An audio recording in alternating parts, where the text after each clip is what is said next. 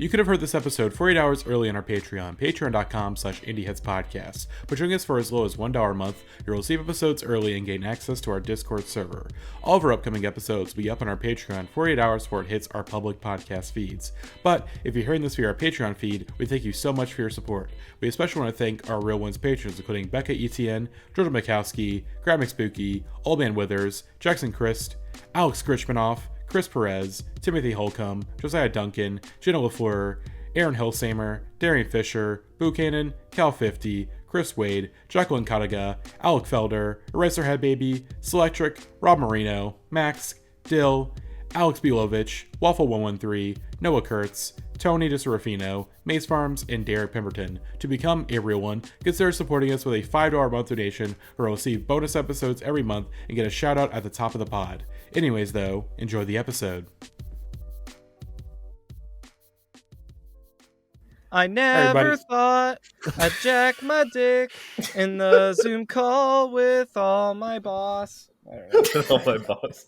Well, that was not what I was gonna say or intro with, but of course, last week on the show, we're in Tubin mode, everyone. We're not in Tubin mode. We can't be in Tubin mode. We are not in Tubin mode. Welcome to the Tubin Heads podcast. We're not. No, I am your host, Alex. This is not the intro. This is not the intro. This is the cold open. We're in the cold open. So last week we had Natalie on, and Natalie promised us the GIF, although the GIF did not come in time. However, it has come in time for this episode. So let's see what Natalie has gifted us.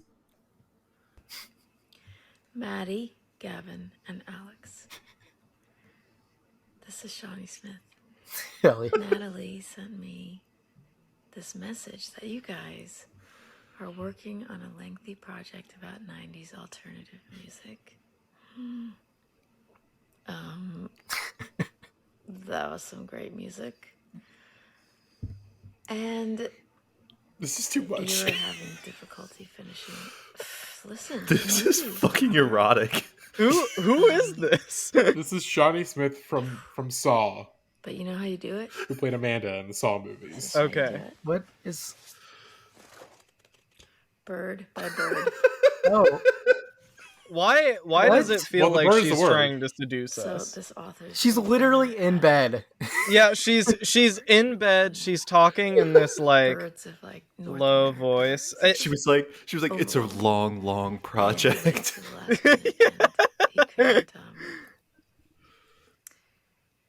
He says to his dad, and I'm paraphrasing, but to the effect of Dad, this report's due tomorrow, and I don't know where to start.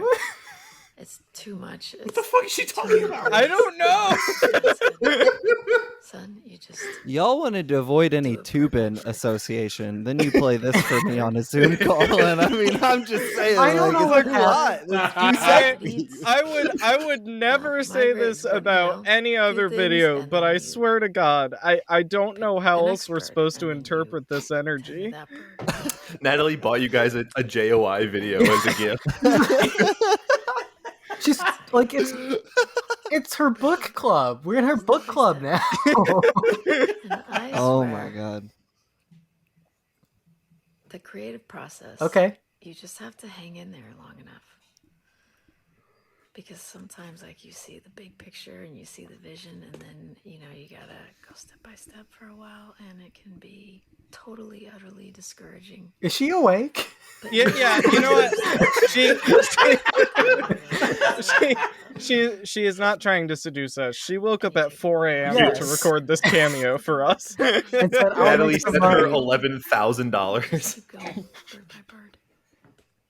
That's how you do it, and you will. I just spat out my water. Someone up my nose. Bird by bird. Bird by bird. Great time in music. Is this the girl who wore the big thing on her head that would rip her jaw open? Oh, yes. I love her Thanks work. for asking Natalie. Yes, thank you, Natalie. I'm honored to be Unbelievable, in Natalie. your project. I'll be thinking of you. No, you're wrong. Watching all the movies and being a fan of Amanda. We do love Amanda, folks. Oh, She, sweet.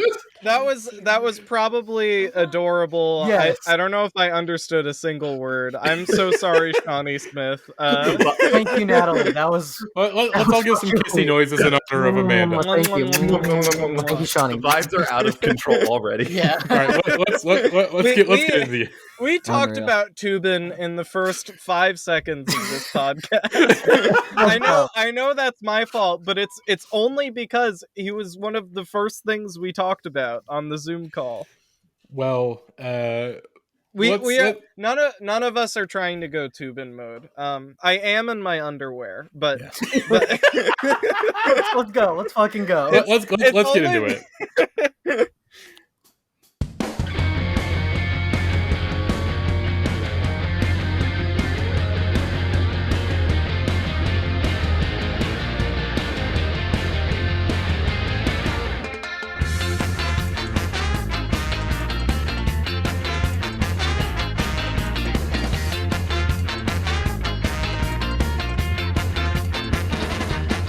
Hello, everybody, and welcome to episode 10, the final proper episode of the 90s Rock Number Ones. I am one of your three co-hosts, Matty at Marvian Prince on Twitter. Of course, I am joined, as always, by Gavin and Alex. Week number 10, actually probably like 12 or 13 at this point. Yeah. How are we hanging in there? Welcome to our first ever 48-hour podcast. Yeah. Look, I'm sad. It's over. It's not technically over. We still have more content coming in the coming weeks. Don't worry. We got two more that. episodes. We've the got end two of the other charts. episodes. We have more series in the works too. We got plenty happening. You'll hear about it. Whatever. Who cares? This is the last time we're looking at the charts, and even then, I can't even express emotions about it because I feel like we have to give a backstory about what is going to happen today. Look, you just have to give us $1 and get in the Discord is basically where it's at. There's a war brewing, and it's not really a war. It's like getting threats from a particular member of the podcast who's on. He's shaking his head, but he knows it's threats. We've been getting threatened. So look, this episode very well could be the longest that we ever do, and it's solely because of our guests. Of our guests. So Matty, that is not true. That is not true. The playlist this week is insane. Yeah, this is the best playlist. Yeah, it's a lot of factors. It's a lot of factors. Almost every single song contains a different type of guy. Yeah. But if you've been following the series, at least the 90s series since the beginning, you know that we have been very worried about this episode because this is the final episode of the series.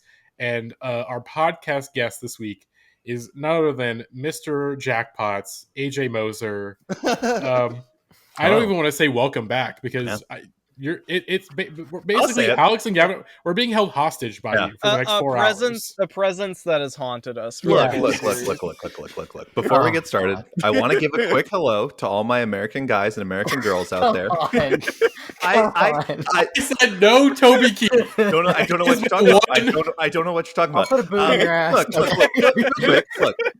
We have some incredible music to talk about tonight, and I just want to clear the air before we get started. I have been called a war criminal, a terrorist, an evil, malignant force. I've been called, as recently as today, human cocaine.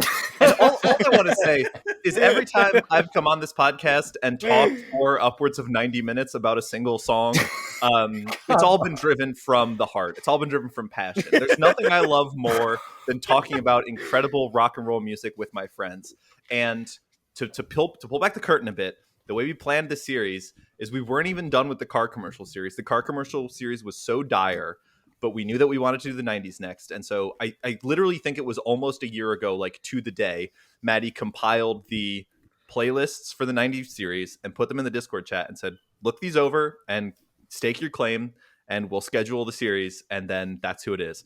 And he posted this playlist of these songs. And I said, that's the fucking one, because this playlist is 100%.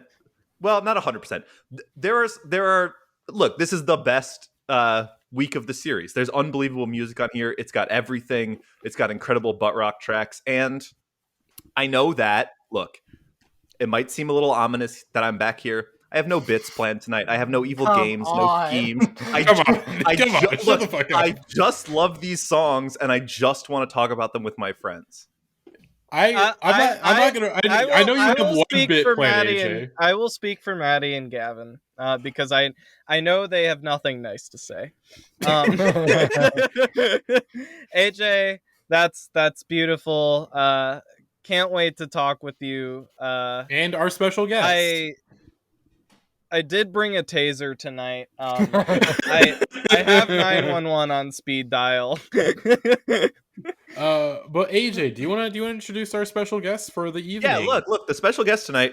Excuse me. The special guest tonight is someone who's been begging me to get on the Indie Heads podcast for upwards of 2 years now, asking when you gonna have me on this fucking thing. And I said, brother, when the time is right. And look, who we've got in the house tonight is a certified rock star, a certified podcasting legend, a certified comedian, a certified oral history of Guitar Hero writer, and a certified member of an actual rock band that is making an album this year. And it's none other than fucking Blake Hester, the Minnesota legend. Yes, sir. Welcome. Thank you so much. It's an honor to be here. And I do want to warn you, the only person who has A, worse, and B, more unhinged takes about butt rock than AJ Moser is me. So you're truly tonight. Blake will text me sometimes randomly out of the blue, and it's just like, dog, what do you think about Amber by 311? And I'm like, oh, dude, classic, such a good song. I was talking about this the other day. People don't want to admit how solid 311 self-titled is. And I know that's not the point of the podcast, but I came here to bring it up to 4 strangers. So discuss. I feel like we should give the listeners at home just a little taste, just a little tease, because they don't know. Blake, why don't you just, you're holding the mic in your hand, you look like you're ready to riff. Why don't you just give us a tight 5 on your thoughts on Nirvana? Just tell us how you feel about Nirvana, so the audience knows what they're ready for at home.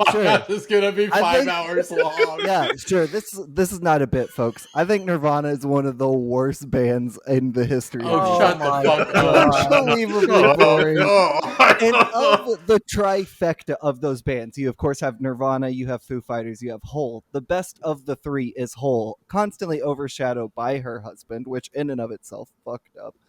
But Nirvana hardly counts as a good grunge band. They just had good pop sensibilities. And I don't miss them.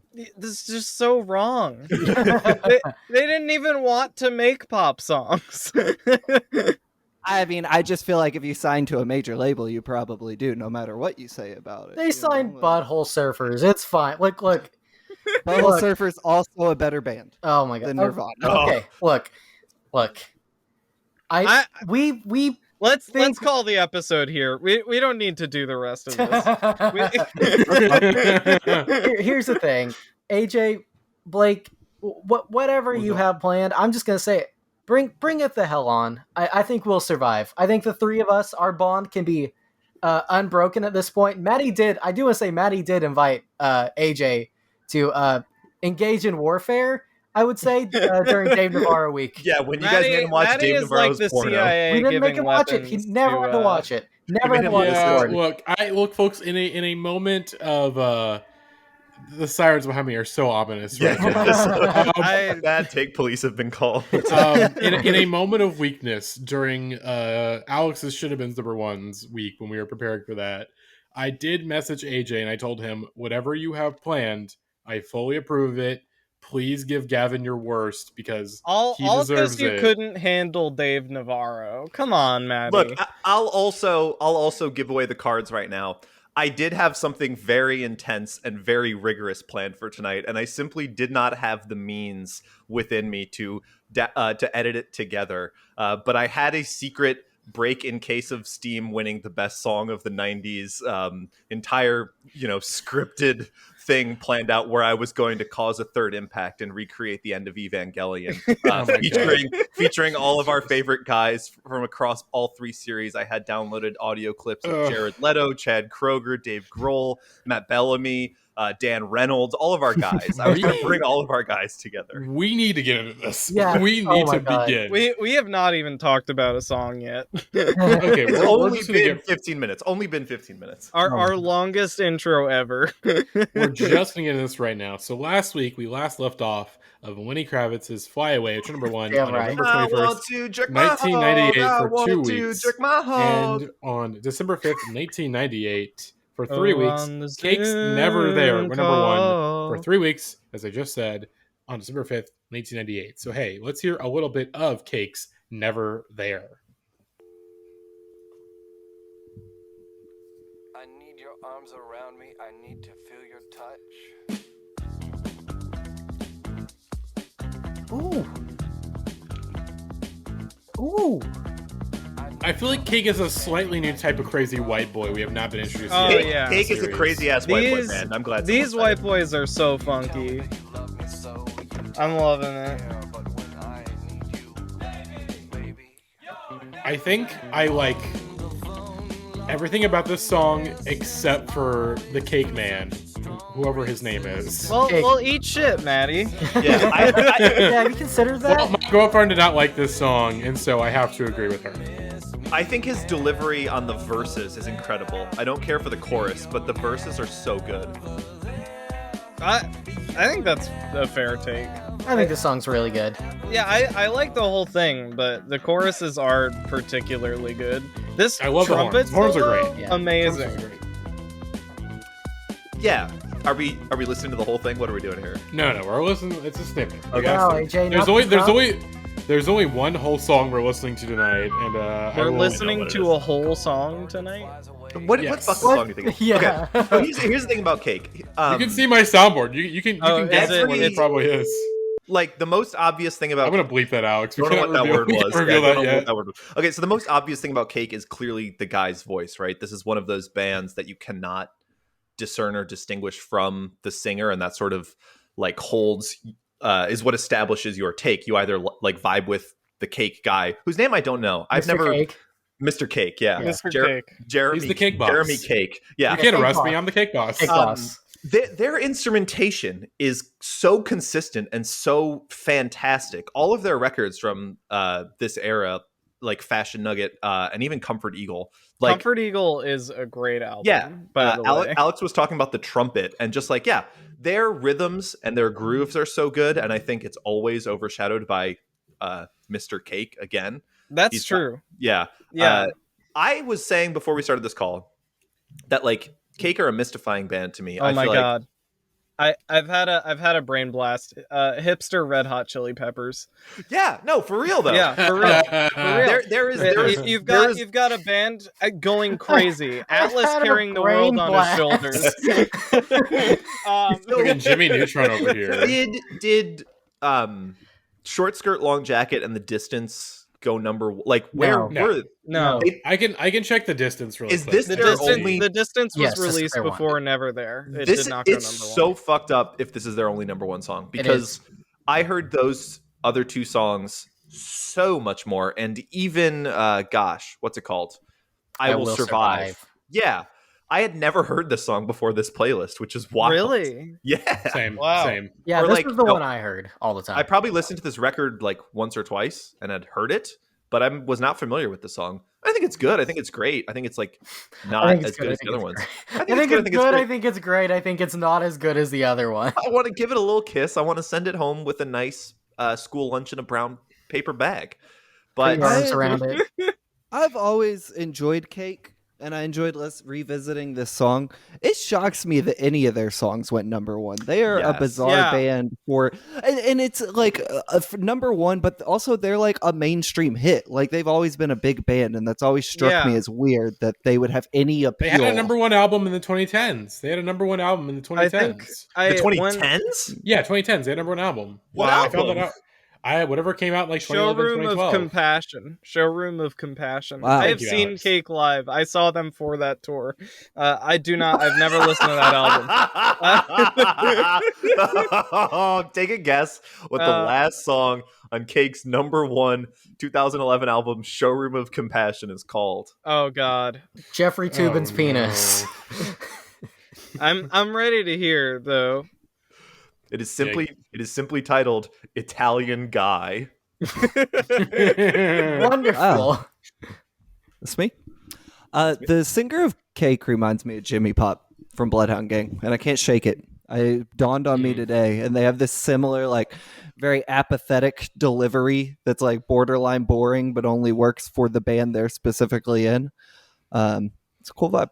Shouts out to those Yeah, guys. Mr. Cake only works because everyone else in the band is just fucking going hog wild. Yeah. I did that, like, going back to what you were talking about earlier, like, it really did strike me this week just how different this band is. And it's not like they don't sound like anything else or anything, but they sound so far removed from every other band we've talked about on like this series, and even the other two, like maybe less so the car commercial number ones, where I feel like maybe they had some influence, but you know, this just, it really feels like they came out of the blue. Like the last song we talked about was Lenny Kravitz Fly Away, and then this is number one. Okay, Wikipedia was not working for me. The Distance only peaked at number 4 on these charts on November 22nd, 1996. Reluctantly crouched at the starting line. Yeah, engines humping and thumping in time. I don't like The Distance. I listen to The Distance. Fuck up! I'm gonna beat your ass. We're gonna beat your ass. I started listening to it this week too, and I was like, this is not as good as Never There. Wow. This song, to me, what I put in the chat earlier this week is that this song sounds like the Bond theme to a movie about a guy who joins an improv troupe. Like, it's kind of got cringe, like, it's got Fedora vibes to it. Oh, absolutely. And it's from like, all Cake songs have Fedora guy vibes, have improv guy vibes. But like, this one's cool. It's got swag. It's the trumpet solo mostly. I've always said that, like, if LCD the bass line too, the little thumping bass line is incredible. Absolutely. Yeah, if LCD sound system never got into synthesizers, this is what it would sound like. It's pretty much my take. This is checkerboard James Murphy, basically. Yeah, which is pretty much better to me anyway. So I'll take it. Yeah, I like this song a lot. This is the best. Spoilers. This is the best playlist. So yeah. I thought we all said that up top. Oh well, yeah. This is the best playlist of all 3 series. There's not a single song. I'm not sure if I can say that. I feel like Butt Rock that approaches bad. I feel like Butt Rock number 1 and 2, both of those are pretty. There was like Saliva and shit on those charts. It was every Butt Rock playlist had at least 4 songs that were dog shit. Yeah, like I know Butt Rock was great, but we can't pretend like there wasn't stinkers. Can I jump in real quick? Can I jump in real quick? Sorry. Please. I listened to the entire Butt Rock series as a fan, as a patron of the show. Y'all dogged on some amazing songs. I can't believe we're that is why I've spent a year trying to come on here to defend the good name of Payable on Death. Don't you ever come at POD again. We came around on those boys. POD. We came around on that. Yeah. Okay. I will say I defended the POD song. I defended POD. I thought Youth of a Nation was a good song. Matty, I need you to pull something up. I heard them call. Is it Gavin? Is it time? I think it's time. Okay, we're on the first song still. So nope. Folks, AJ, play the noise, Matty. It is time for a Chaos Emerald. So, in preparation for this episode, Gavin, Alex, and I have prepared a number of Chaos Emeralds from various members we have many of the cohorts. Podcast. I didn't even prepare one. I sort of have one. I'm gonna do it live. Oh no! We have various members of the Indians Podcast, friends and members of the podcast, have gathered some Chaos Emeralds for Mr. AJ Moser, our guest of honor. That's fun. And our first Chaos Emerald comes from Gavin, who has prepared a Chaos Emerald for Never There. Enjoy this. Oh, no. So what we're looking at right now is just a shower. Oh, there he is. Yep. There's Gavin. It's Gavin wearing his fully clothed, wearing jorts. Jean shorts, wearing jorts, soft t-shirt. It's a Blumpkin King. This. Come on. The Asheroth get it full Blumpkin King t-shirt. He's fully clothed. I am fully clothed in the running shower.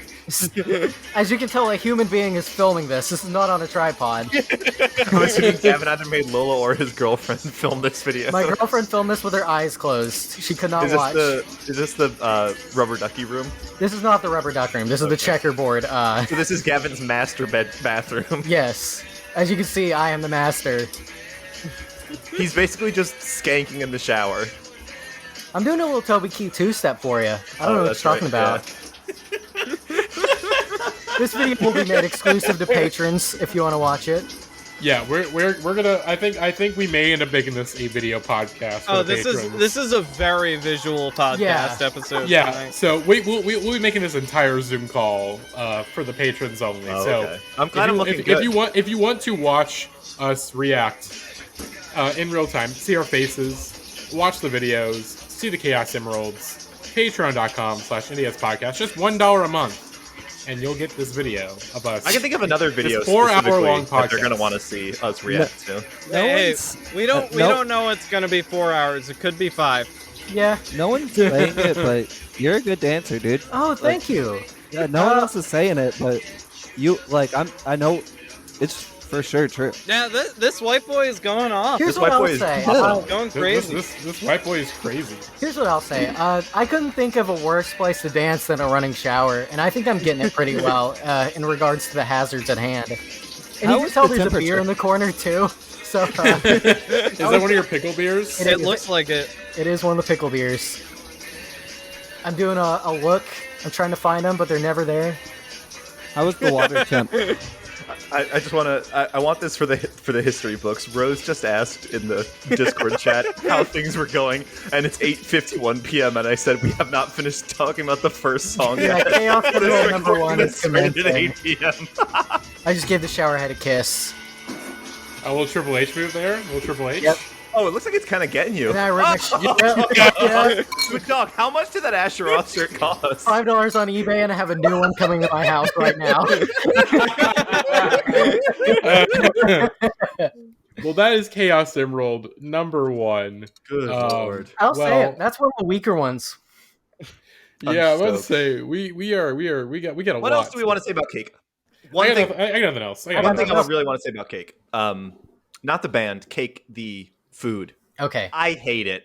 I hate cake. Cake sucks Overrated. shit. It's Pie overrated. is I'll so agree. much better. If you're having a birthday or a child or having friends or family or company over in any case, do not make a fucking cake. Cake sucks. Anyone who tells you they like cake is on some shit. Our next song. How is- can you just say that? No, we can't just How gloss can you over just that. say that? Um, You're like, AJ is right. I'm sorry. Thank you, Alex. I'm with the kids call verse. there- I'll take both. There are some amazing cakes out there. I will eat most cakes, but cake in general is just sweet and heavy and just like not that enjoyable as far as desserts go. It's Here's the real tea. Ice It's cream junk. cake, fucking foul. Whoa, Disgusting. bro. The I do not texture, agree with you there. the I do not temperatures, agree with you even a can't little get bit. into it. I think I'm with AJ on this one. It's I think ice I'm cream. with this one. I think the best cake is like a proper homemade cake. You know, you get the batter and all that stuff. Like that is a good cake. You get your icing from the grocery store. Those are the good cakes. The ones you actually get, like the cakes they pre-make for you at the grocery store, nope, not very good. I'm Don't like it. thinking the best cake is a supple posterior. Am I right, gang? And he said it. And he said it. You know, When the crazy those white cakes, boy's right. The crazy white boy's right. You know those cakes that just look like shit. You Yeah, know what I'm every talking cake. about. Yeah, The double chocolate Have mudslide. I told everybody that I don't like chocolate?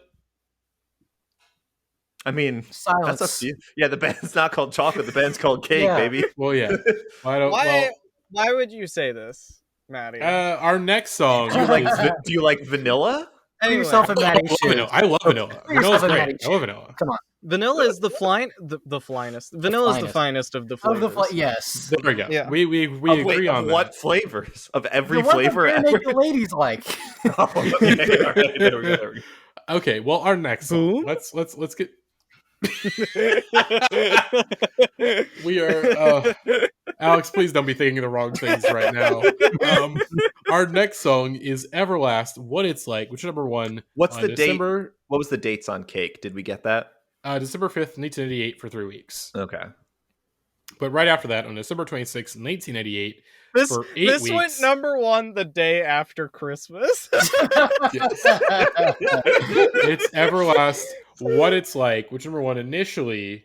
Actually, no, I might be wrong. It went number one initially on December 26, 1998 for 8 weeks, and then it was overtaken by our next song for 1 week before going number one more time on February 27th, 1999. But let's hear a little bit of What It's Like from Everlast.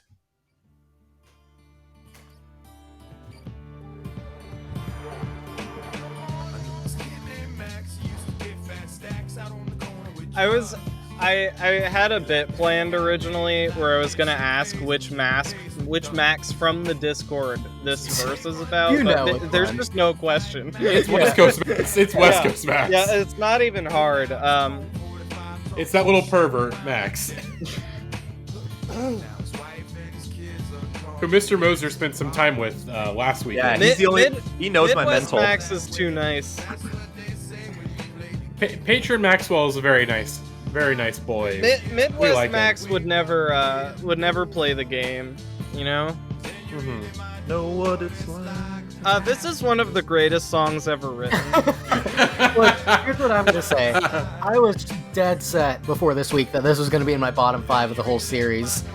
I can't do that to what's his name, Mr. White Mr. Folks? White Folks, Mr. White Folks, aka Whitey Ford, Whitey Ford, aka Whitey Ford Everlast. sings the blues. Jump Around. He has multiple Whitey Ford albums, by the way. The album cover for this is so good. Yeah. Have you guys seen the album cover for Eat at Whitey's? No. Wait, what? Come on. Hang on. Yeah, One let me more- read you What? the Everlast discography Okay. real quick. Okay. So Oh my god. sorry, I'm scrolling to it. We got Forever Everlasting, the debut. Whitey Ford sings the blues 8 years later, strangely.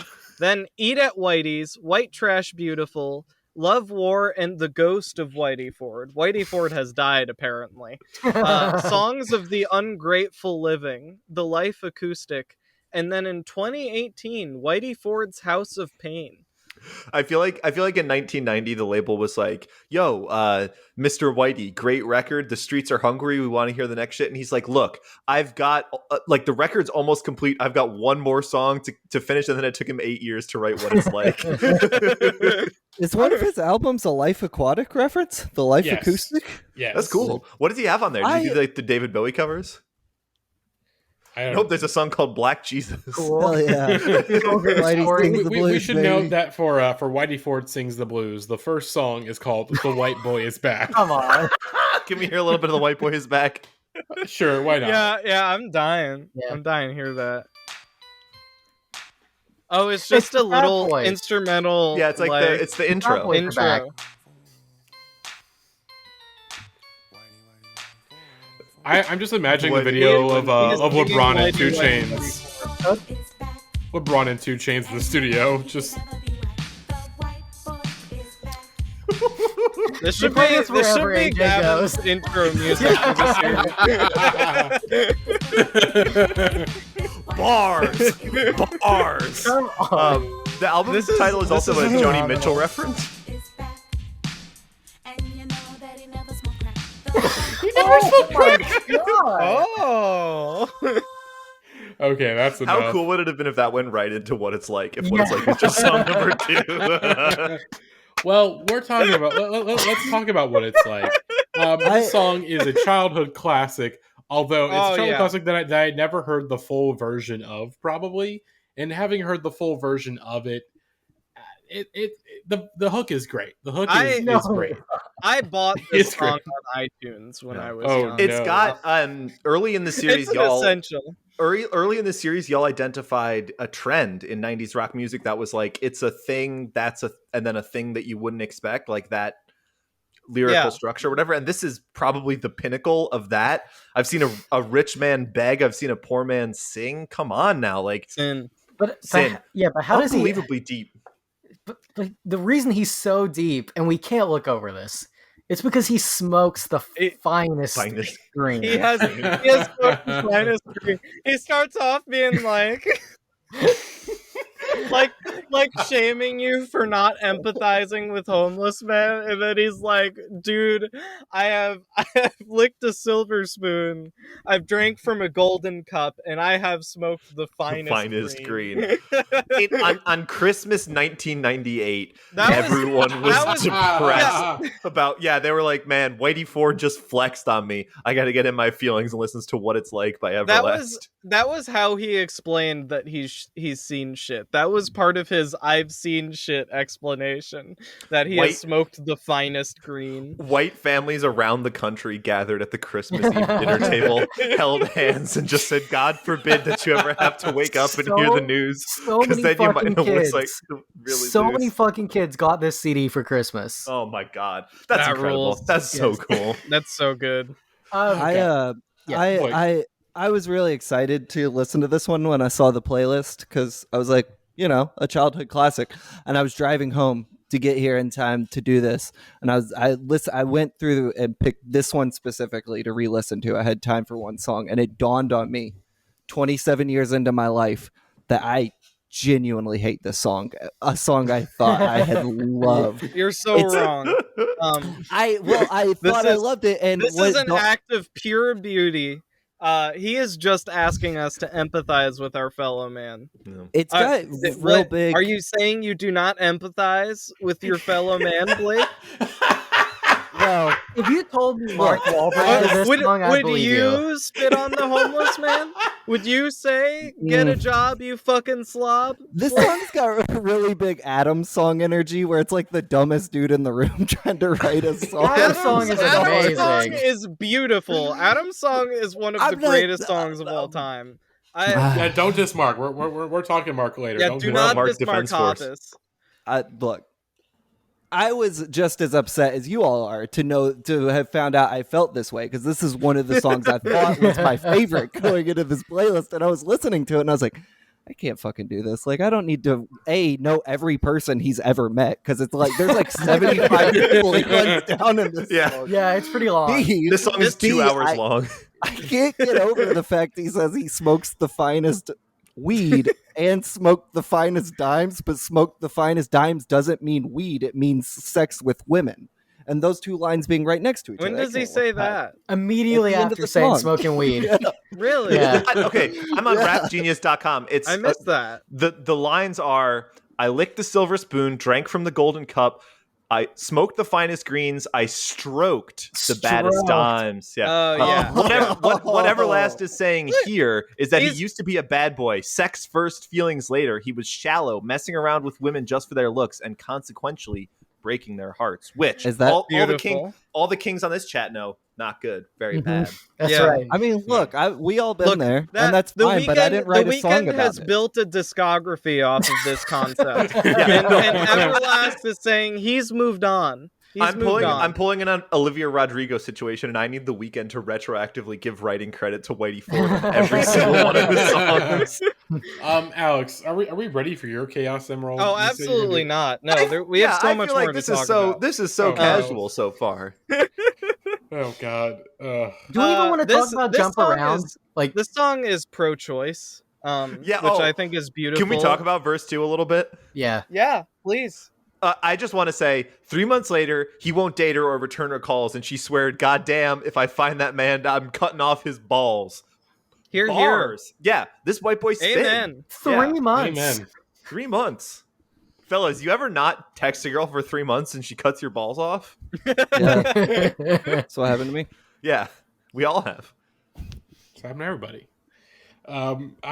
This song, like I said, I think it's a good song, but it definitely does not hold up as well as I want it to. But it's very, I mean, the fucking Smoke the Finest Greens is It's fucking so perfect. funny. It's amazing. It's This is the most transcendent. Boston song to ever exist. Yeah, this is immortal technique dance for the devil for someone who grew up in like the metro suburbs of a city that people were like, shit, that's dangerous, but it was Wait, hang on. just We black forgot- people started moving second, in. 1 second. We forgot some important context for the second verse. It's not that just this guy left her or like ghosted her, for 3 months.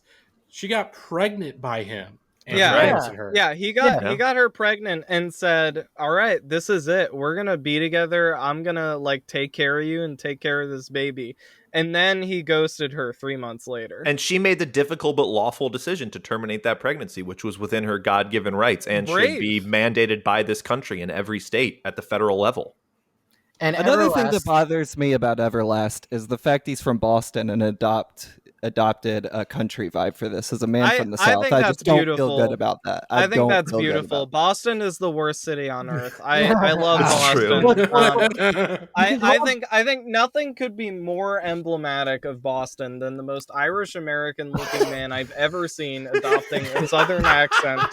And singing a song, calling himself Whitey Ford, and calling himself Whitey Ford, singing a song about how we don't know what it's like to be a homeless man, which is true for most of us. I think we had two songs on this series that are from Boston and are pro-choice anthems. In this song and the impression that I get, this song is so cool. I genuinely think this song is cool. I think this is the worst song this week, but this is the best week, so this song is not that bad. We need to be more empathetic, y'all. Let's be empathetic with Mr. Whitey Ford. You get the vibe and the idea of the song in the first 30 seconds, and you're like, oh, right, this is a cool song. And then it's like 10 minutes later, and you're like, he's still just talking about God. He's still talking about different guys. He's just introducing new people into the canon. He's a storyteller. Yeah, he's the George R.R. Martin of 90s rock. He's just constantly introducing characters and menial details and describing the feasts that they're having. God.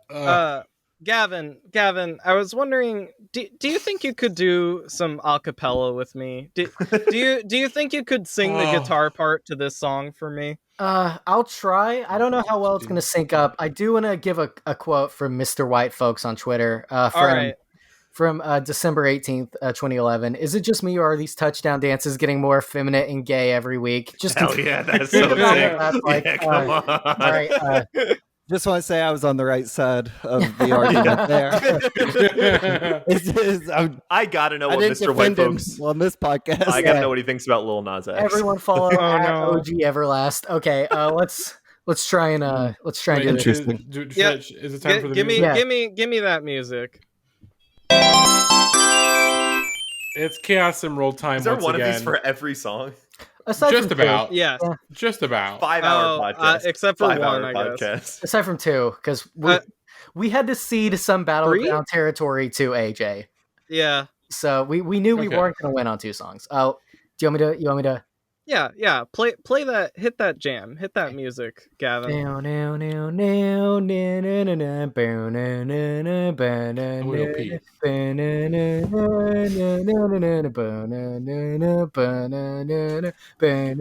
a kid named Alex who took a shit and almost wound up dead. Woke up at 4 a.m. and grew.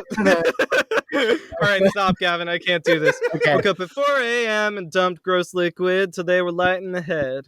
Ooh. I can't do this. Oh my god. Do you want to... What's the rest? You have the rest? Alright, You can read it. I'm just gonna read it. Yeah. Do like a dramatic reading. Poetry. Losing strength, fearing for their life, and trying to make some calls. Poopy all over their ass and feeling scared that they might get it on the walls. And God forbid you ever have to take a poopy quite like that. Because then you really might know what it's like to be afraid of your ass.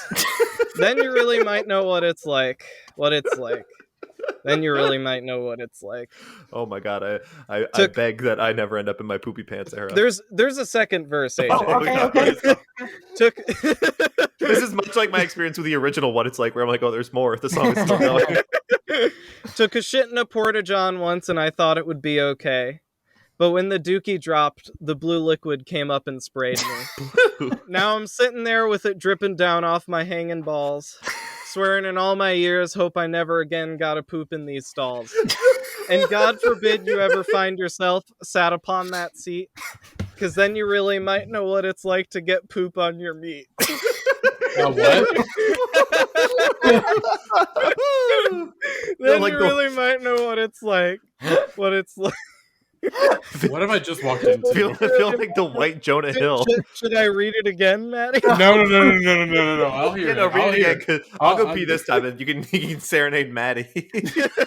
No. Song number 2. We're an hour in. Let's fucking go. Are we an God. hour in? Just about. We are 44 minutes, Oh, 20 seconds into the Talk about recording. this song. So I wanted to take some time out of the episode to ask everyone if they have a top 3 worst poops.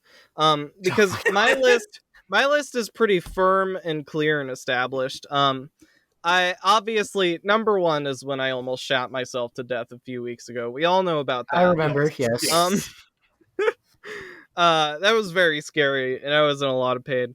The second one was when I was 14. I was pooping at my dad's office on a Saturday when no one was around, and kind of mysteriously in a lot of pain. It was before I knew I was lactose intolerant. Anyway, there were a couple people there that day for some reason, and at some point someone came in, took a piss, and turned the lights off.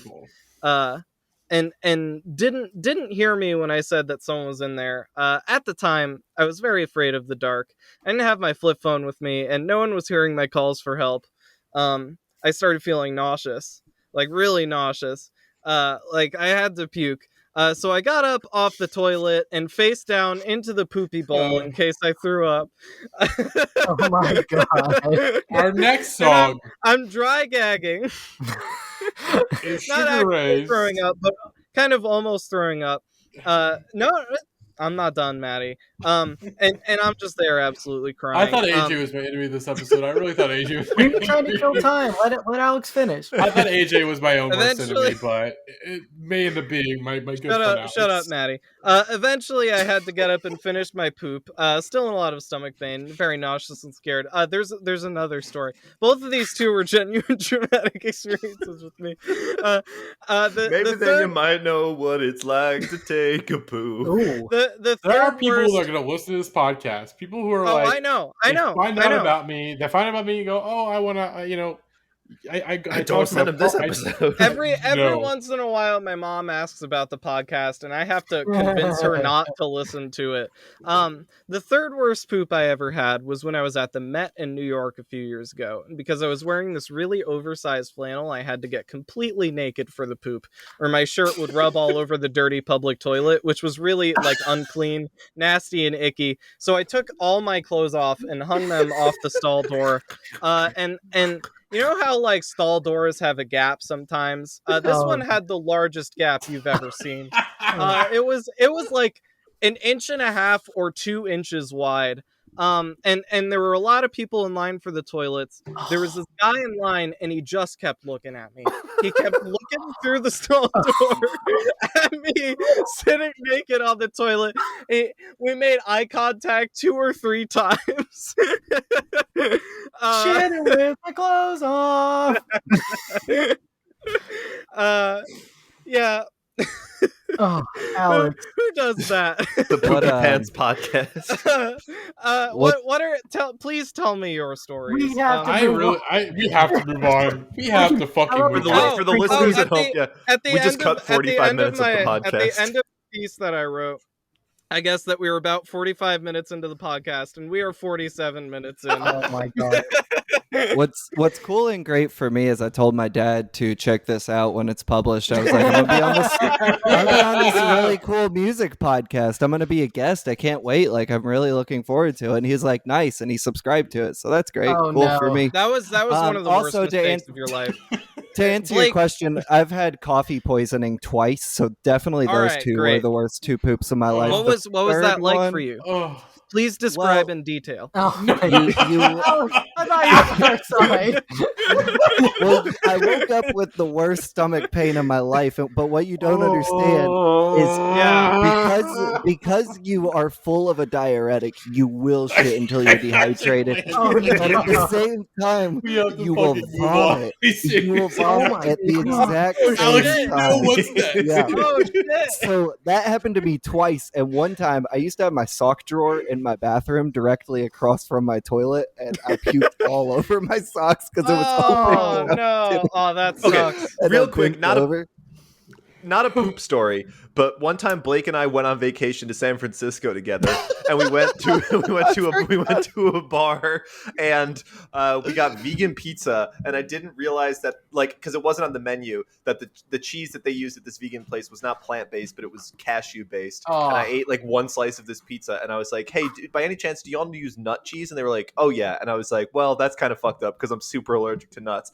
And then I went to our hotel room and threw up for like 5 hours straight, and Blake went out to a dive bar and ruined this lady's wedding reception by playing. What'd you play? He put it was one of those jukeboxes where you could program music remotely. And what'd you play? I played, of course, MVP by Despised Icon, and then Entombment of a Machine by Job for a Cowboy. Thank you very much. Nice. I do not know what those songs are. What? Our next song is What It's Like by... Our next song is Sugar Ray's Every Morning, which is number one on February 20th, 1999. Matty. I have one poop story. We'll sprinkle poop stories throughout the rest of this podcast, but let's talk about Sugar Ray. I will give you my stories. Right. Okay, yeah. I'm cool with that. With that. Let's move on. Matty. Please. Let's go. Okay. Our next song Song 3 is Sugar Ray's Every Morning, which was number one on February 20th, 1999 for 1 week initially, and February 2099. That's my second birthday. And then it got overtaken by What It's Like for one more week on February 27th, 1999, before going number one more time on March 6th, 1999 for 5 weeks. So let's hear a little bit of Every Morning from Sugar Ray. Here's what I want to say up top, really quick. There's a lot of songs on this playlist that I love, that I knew coming in I had so much to say about. Then there were a handful that I was like, this will be a quick discussion. We'll have nothing to say. Gavin and Barry and Alex picked all of the songs I was like, we won't talk about those for too long this week, and got so poisoned. Best song this week, baby. Number this one. Song is great. This song is great. I mean, it rules. Yeah, look. This song's about reusing condoms. Yeah, absolutely. Condoms you don't know the source of. Mm-hmm. That's good for the environment. By Reduce, design. reuse, recycle. Yeah, seriously. Which Halo do you think is the one that's in his girlfriend's bed? Do you think it's 2, 3, Reach? Well, it's definitely got to be. I mean, I don't think there's any Halos. This is 1999. Girlfriend's No Halos. Cortana, so Combat this is actually Evolved. Master His Chief. girlfriend's Cortana. Yeah, this is about Master Chief. This song is so good. Every morning I wake up and Yeah. use my BR to snipe Spartans from across the Shut map. the fuck up. This vocal melody is so good. I'm sorry, Matty. I had intended to cut that monologue, but last minute I realized this was my last chance to talk about poop on a mainline episode, and we gotta go out on a bang, you know. All right, you know what? This has Yeah, been y'all got me Sugar Ray This has filled. been the series of poop and pee IMO. Which, by the way, I have barely participated in, and I can't really say I've encouraged per se, but I know that I cannot stop my fellow cast members. Over 100 videos for sure between myself, Alex, and Barry. I really thought you guys were going to thread them all on Twitter today. Yeah, when you there's a chance we can compile them all. Yeah, No. they're all. You can just download them. So. Yeah. Some of them are really incriminating. Look. Yeah, the one that I was a big fan of. I will not be the best of either. It's one of you two. I was sitting in my kitchen and just like had a fucking stroke of genius and reached for my phone, and it was every morning Peter Griffin wakes up next to his wife Lois in their Quahog bed. That's that's bars right there. Just you wait. Yeah, that's bars. That's bars. This is a fucking great pop song. This is awesome. This is my favorite song this week, I think. Yeah, it's definitely mine. Wow. Top 3 this week for Unbelievable. Sure. I think Mark McGrath's voice is lovely. I think this is a very well written and constructed pop song. As I said, the fucking vocal melody on the bridge is legitimately beautiful. Like, it's fucking great. And the shut the door, baby, don't say a word. It's great. This is the ideal summer pop song. Like, this is the second one from Sugar Ray. There's second ideal summer pop. There's multiple ideal. This summer is on pop the album. songs This from is on Sugar the album that Natalie said last week. Natalie said that this album's like a certified classic. Yeah, this is one of the few albums that multiple people were like, listen to this song, where it's like, I'm gonna listen to the whole album. I did it. I think Alex did it. I think Barely March did it. I have listened to the whole album multiple times. This Yeah, week. it's good. It's really, really good. There were I a just few threw up songs. a little. Well, that's what you get, Alex. That's what you get. Oh, sure. I mean, I'm down for bodily fluids right now. There were a few songs in this playlist that are just like part of my regular rotation, like throughout just the years. And this is like a song I revisit all the time. That guitar, like I don't know, that like guitar riff that Yeah, kind of it's so like good. It's so repeats good. Yeah. throughout the song is so rad. Like it is one of yeah. Dude, I was thinking about it, and like, no hyperbole, that might be one of my favorite guitar licks, like of all time, like It's that I've really ever heard. good. I It's would so not- sick. I can't disagree. They are like the chaotic good to Red Hot Chili Peppers true evil. Like Yes. Sugar Yeah. Ray is just like light mode Red Yeah. Hot Chili Peppers. I would Sugar- I would love to go to a Sugar Ray concert and meet just a ton of MILFs. Like I just Mark I just can't McGrath wait has for them. almost certainly never committed a sex crime. no. I Mark think McGrath, well, as Kid Rock said, I get more ass than Mark McGrath, and of course Consensually. consensually. Yeah. Because Mark McGrath gets his ass consensually, and Kid Rock, I don't know about him. Mark McGrath has so much fucking swag. We'll be talking Swag. about Kid Rock later tonight. Oh, I no. think- That explicitly ominous. feels like a threat. That's right. Can we talk about how like half the dudes this week have serious girlfriend problems? Like I know. fucking fake never Alex, there guy. It's the 90s. This is the transitory period into butt rock, which is one No. of the explicit reasons I wanted this podcast, No, because this this- is basically a butt rock podcast. This is like the foundation for the butt rock brand of misogyny right here. Yeah. These songs are not explicitly misogynistic, but the songs they influenced would be. There's a litmus test for the songs this week, and I'm glad we remembered to do this now because we're not too far in. There's a litmus test for the songs this week, whether they are true butt rock or not, and I will call that test the AMV pass. And that is if I watched an anime music video in the early 2000s that was set to one of these songs. And so far, Never There by Cake does not pass the AMV test, is not a butt rock song. What It's Like by Everlast, boom. That might be the first butt rock song because people were making Live Naruto work, versus not Sasuke live. That's fights. live. Live. Yeah, we got live. Yeah. Of this week, you know. But Bikini's juice. Every Morning Sugar Ray is too positive to be a pure butt rock song. It's too No, positive not- for an it's anime it's music not butt video. rock. Yeah. It's not, but I think if you listen to the Sugar Ray discography, they definitely could be a butt rock band. Oh, definitely. But Well, their they big hit- but were their big hit- a new metal hold on. band. They're They're new not band. butt rock. But They're cock rock. No. Yeah. No. I don't know. They have swag. Their They're posturing. early shit's heavied, bro. Yeah, Yeah, Sick. they were Yeah, a it's new heavy. metal band. Dude, Yeah. Like, they were King- butt rock. Kings Mark of Leon's McGrath cock is rock, a and they're butt rock heavy. guy. Kings of Leon. Jeez, shut Kings the of fuck up. Leon is like Is it? Oh, chastity God. belt rock. Do Like, do not compare Kings of Leon to my best friend Mark McGrath. yeah. Well, I, speaking of Mark McGrath, is it? Oh, no, is no, it no. time? Is it time? Let's go. Play that. Yeah, Sure. sure. All right.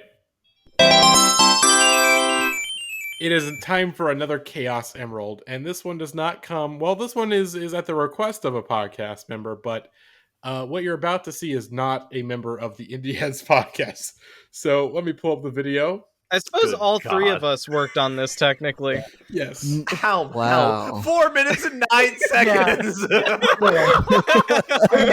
So let's hear from our friend Mark McGrath here on the 90s Rock number ones. He looks great. Yo, for his what's up, age. AJ Moser and Gavin Wilkes? It is Mark McGrath from the band Sugar Ray. Yes, I know. Off the charts, but always in our hearts.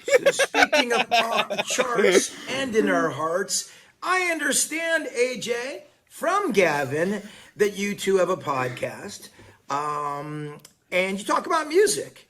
And you're at the year 1999, and you're trying to decide what is the best modern rock song of 1999 to go number one on the Billboard charts. Gavin has been kind enough to say it's Every Morning. Damn right, Mark. And I'm honored, Gavin. I will say Thank I'm you, honored bro. because the company is pretty pretty impressive when you think about it. 99 was a pretty special year. That's right. You had, you almost have to like not even go with your personal taste and just go with like overall what happened. I mean, Smash Mouth's All Star came out in 99. Number one. It was a gigantic song and still has legs to this day. Scar Tissue by Red Hot Chili Peppers, which was a very pivotal song in their career.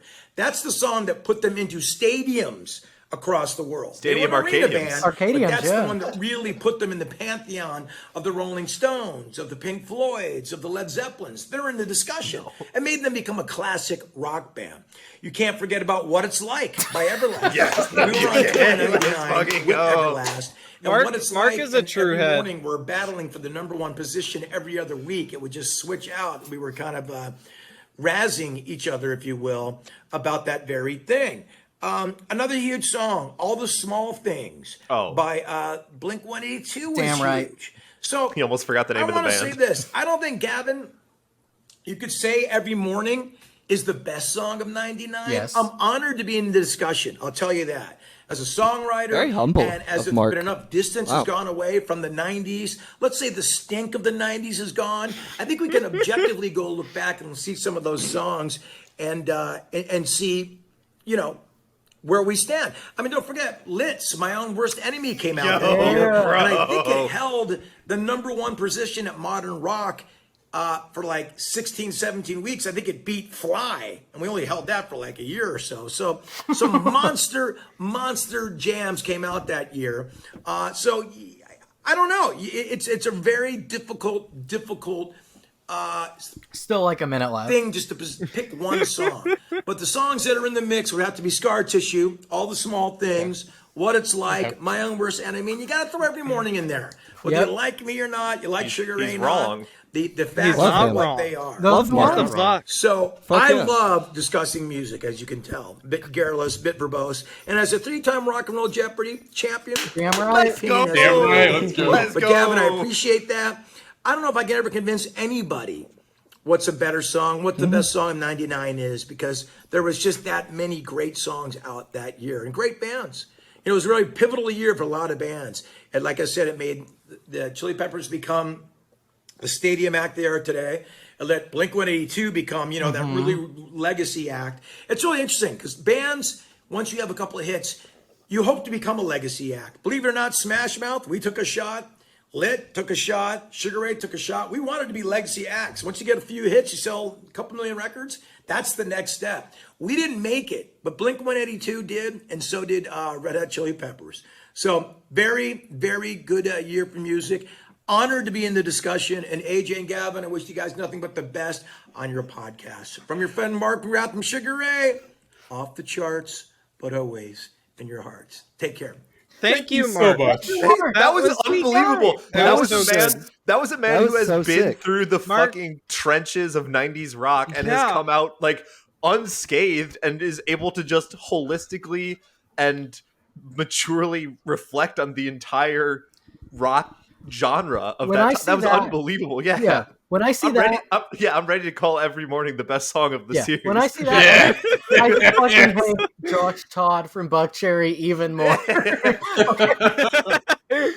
We gave Josh Todd the same amount of money, and like and he gave recorded us- that this week, right? Like Yeah. that was that Yes. was unbelievable. That was Yeah, that's a couple days unbelievable. ago. It's clear. There is video / audio of Mark McGrath saying AJ AJ Moser. Moser. Yeah. It is not the last time that one of our Chaos Emeralds guests will say AJ Moser. I think what's especially cute about that is that was genuinely like exciting for him to do. I think he was happy to get to talk about Yeah, these it's things. normally like, you feel Caitlin, congrats on getting into Delta Gamma Psi. You and Yeah. your sisters are out of control. One of the only people I'm on sure Cameo Mark were loves surprised. doing those too. Yeah. That was beautiful. He also mentioned Stink. He shouted out Stink, so I can be happy. I just want to know what alternate universe Mark McGrath lives in where Creed never made music, because it's so weird that he could talk about the year No, he was 1999 right. and not mention Creed. Well, we're not at Creed yet, but our next song is a song that he did mention in his cameo, which is Enemies of the pod. Enemies of the pod, potentially, but we'll see. This song went number 1 on my 4th birthday. Nice. April 10th, 1999, for 11 weeks, ended up being the number 1 song of 1999 overall. It's Lit's My Own Worst Enemy. So let's hear a little bit of My Own Worst Enemy right now. And every time I had heard this song, it was on the radio, so it was censored. So I never knew that he actually says "kick the living shit out of me" there. Yeah. I thought he was always just, because it was a good radio edit. I always thought he was just leaning away from the microphone and like yelling it. Kick the living, and then there's a down strum on the guitar there. So it's like I thought they were doing some clever bits, but so when I was listening to it for the podcast, I was like, oh, they really say shit. Yeah, I like it better without the shit. Yeah, God, the song is so good. Let's listen to the song again, folks. Let's play that shit back. Let's listen to the song again. Let's get listen to the song again. It's that good, folks. That guitar. I don't know if so I've heard amazing. this one. The audience at home is asking themselves, does this pass the AMV test? You bet your fucking ass I listened to an AMV with this song in it. Uh-oh. Did I download the wrong version? Oh. Uh-oh. I have not heard this. Yeah? A swarm of bees have flown into AJ Moses' house.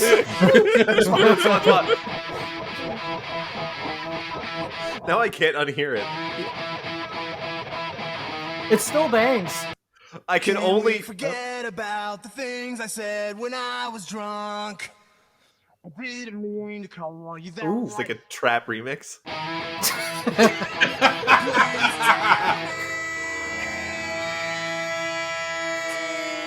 I am very afraid of this sound wave. Yeah. That's a scary sound wave. I think I know what's coming in the back half, and I don't want it to I be what don't know I if think it you'll is. know anything that's about to happen to you, Okay. AJ. Who made this? I believe Rose. Oh my God. Sleeping with my clothes on. Still burning. Sleeping with me.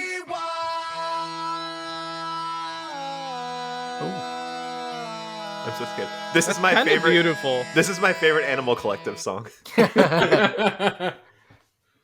Oh, wait. Look up a song on LimeWire, and you're not going to get the version that you hoped or wanted. I did not understand most of that. I have not seen the Joker. You've seen the Joker. He's sitting in this Zoom call. His name's AJ.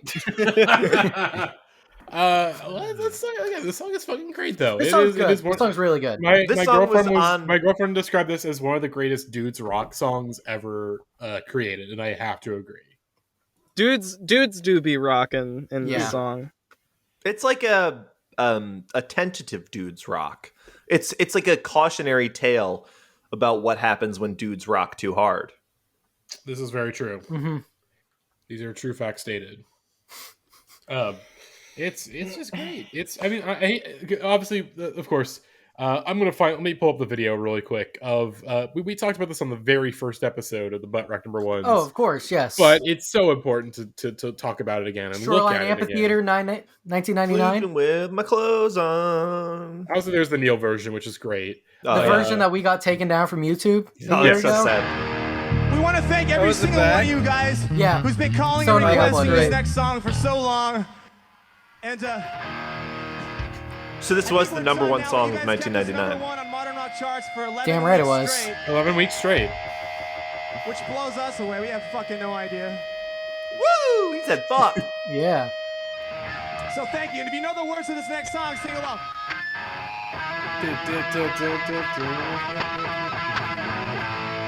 Look at his pants. Look at those pants. So good. Look at his fucking beard. Look at his beard. Yeah. 1999 was so epic. Yeah. The last good year.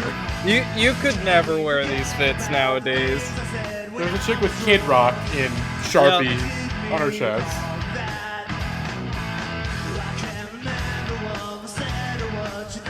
Horrible performance. Can I hear Blake?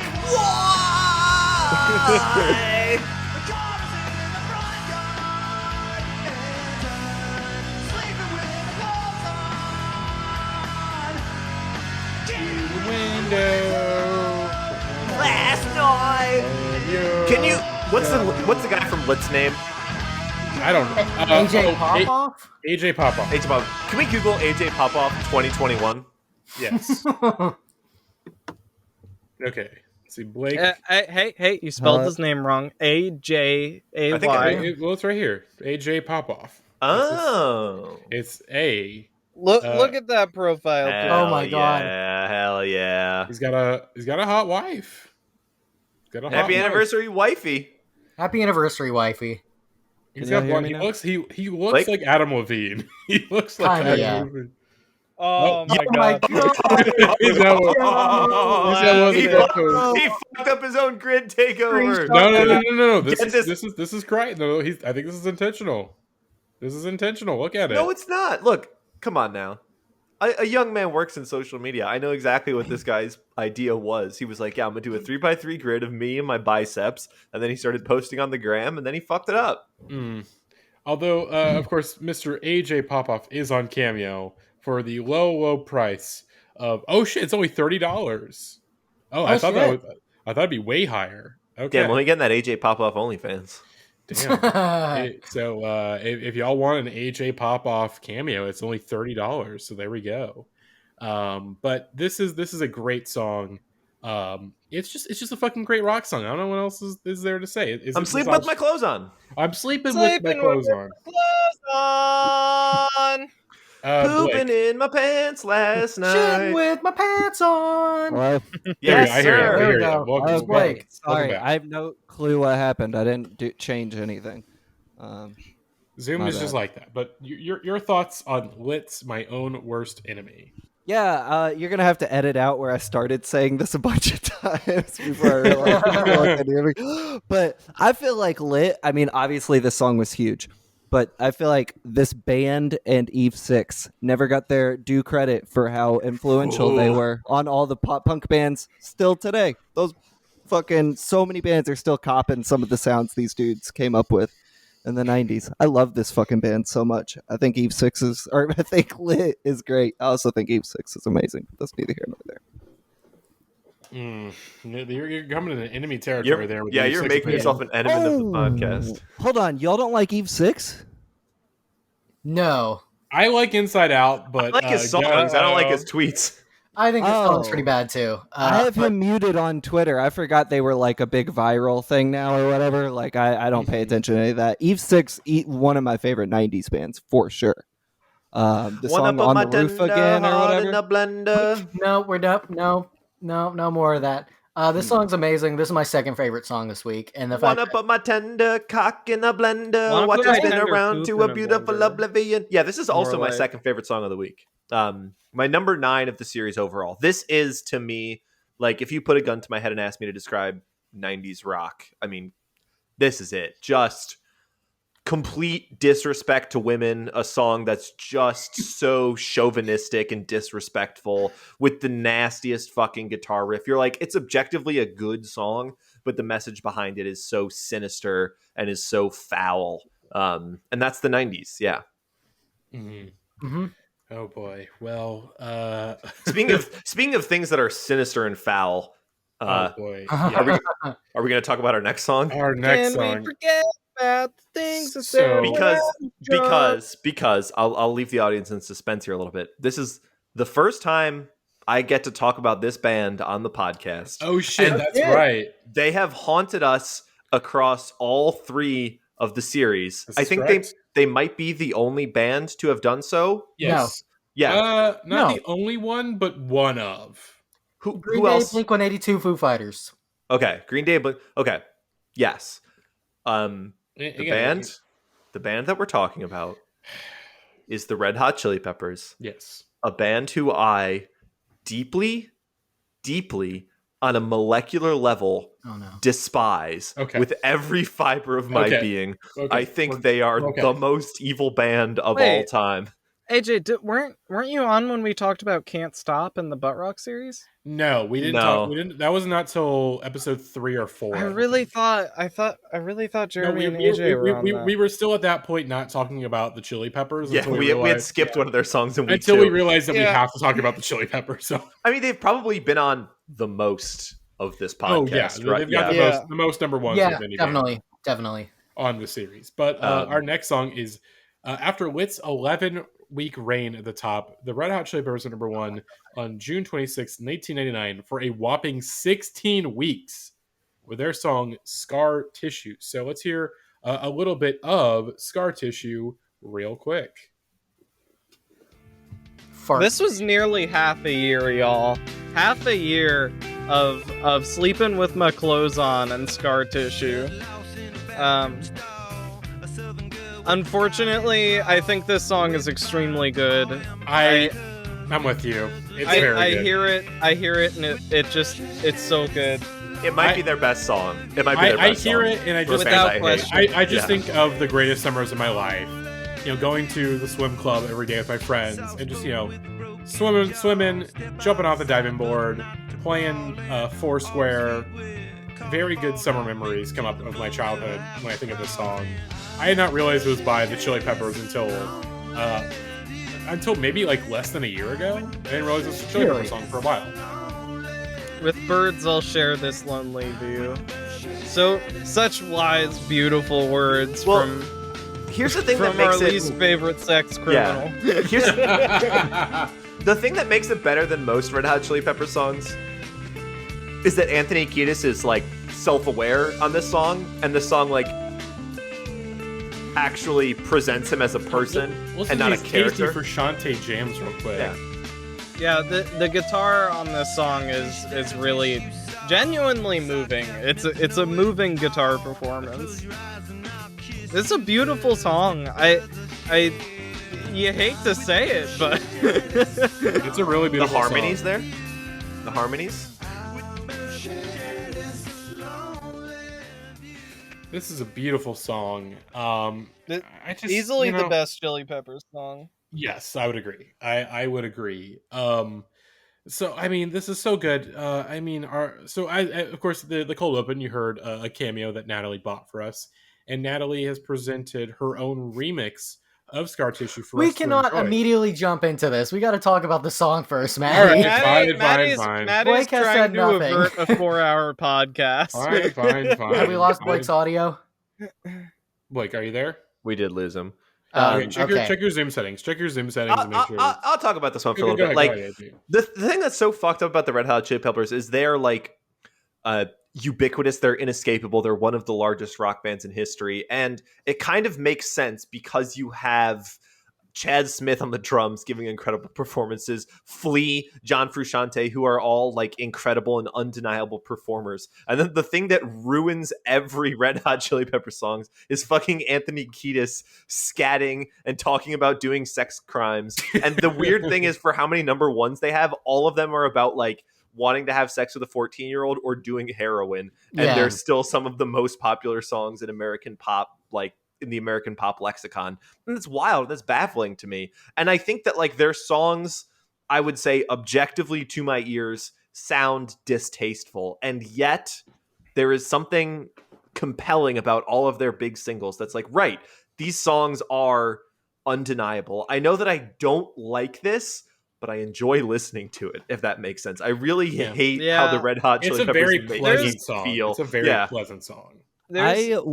It's sort of like Drake. Every Drake song is good because it's Drake. It like at least a little bit good because Drake is just an inherently like entertaining and an interesting figure, you know? Dude, I wish Anthony Kiedis was on a song talking about how he was a lesbian. That'd be so cool.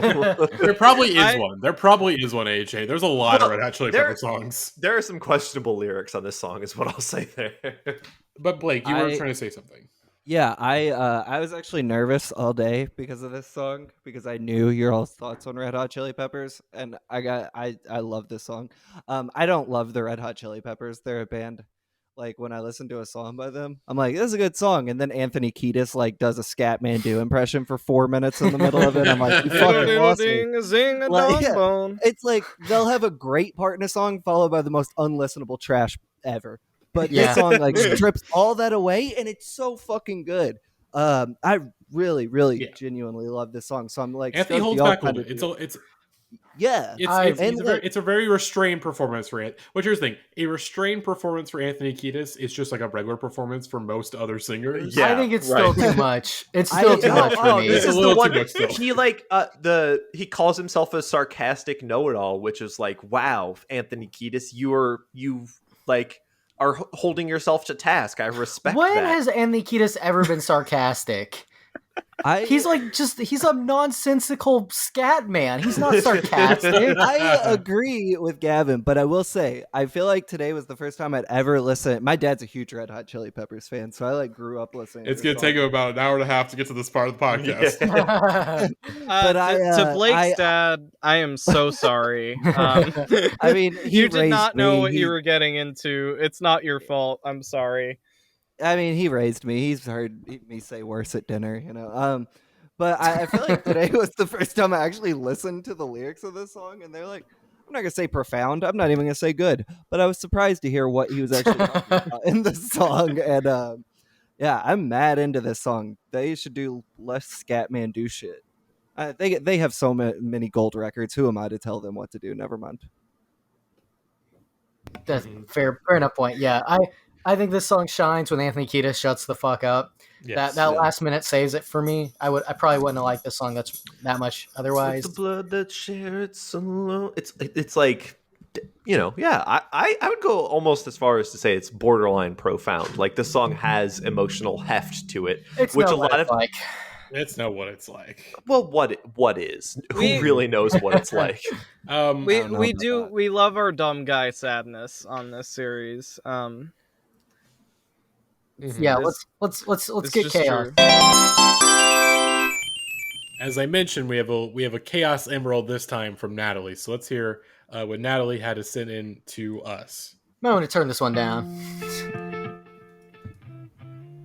Okay, it's the opening riff. It's great opening riff. I hate the file name here.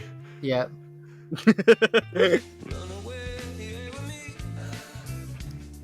Oh yeah. No, put it back on, AJ. Pause this. Yeah. AJ, come back.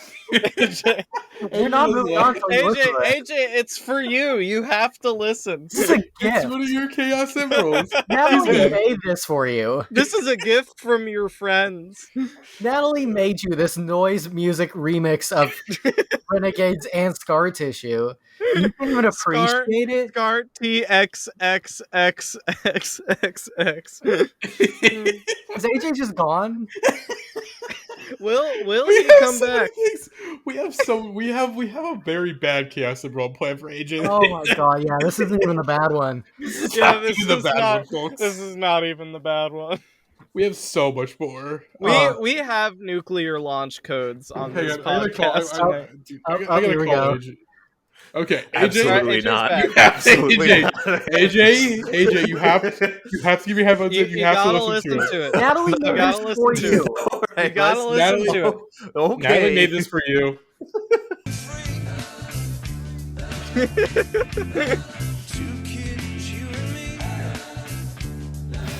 Not in time. Ooh.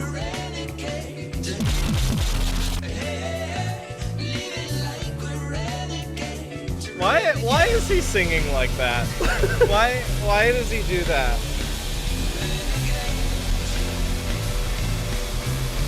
Yeah, this sounds good. Oh my god. Oh, amazing. Thank you, Natalie so put much. Anthony Kiedis, ex-ambassadors, and Burzum on the same track. Oh god. Well, ex-ambassador somehow the most innocent. Look, yeah, folks, we're in it now. Our next song. Are we ready to go to our next song? Yeah.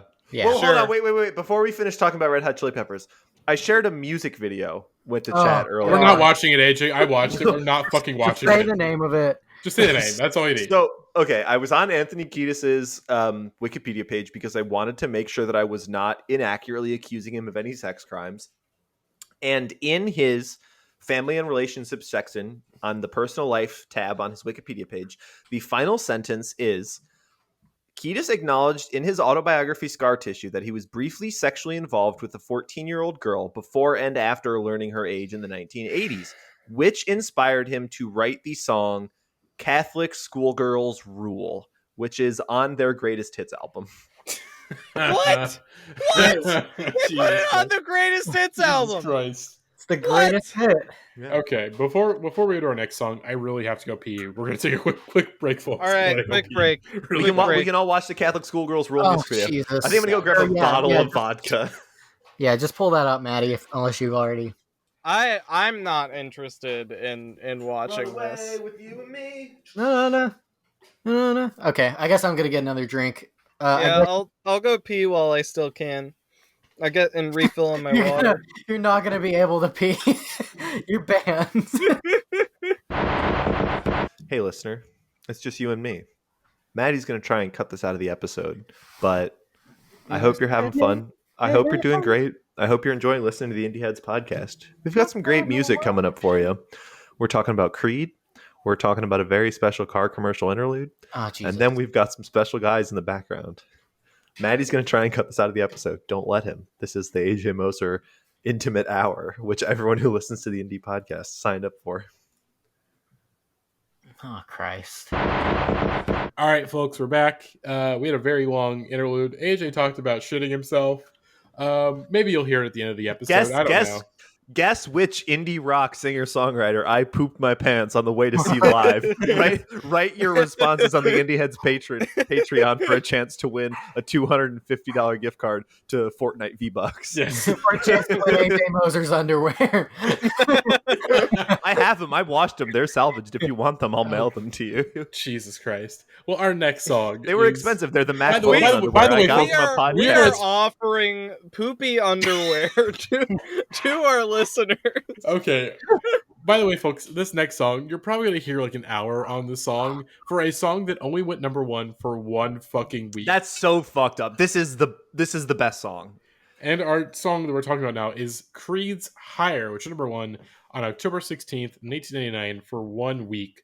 So let's hear a little bit of Higher from Creed. And let's hear all the members of this Zoom call singing along to this song because it's so good. Can you change my diaper? I barely marked flat. Yeah. I was listening to this playlist on a drive a few days ago, and I did perform the entirety of this song along with my good friend Scott Stapp, and I just felt so good. I felt so happy and uplifted. This song is a beautiful song. It's so pure. It's so powerful. Absolutely. 'Cause I don't want to leave the comfort of this place. God damn it.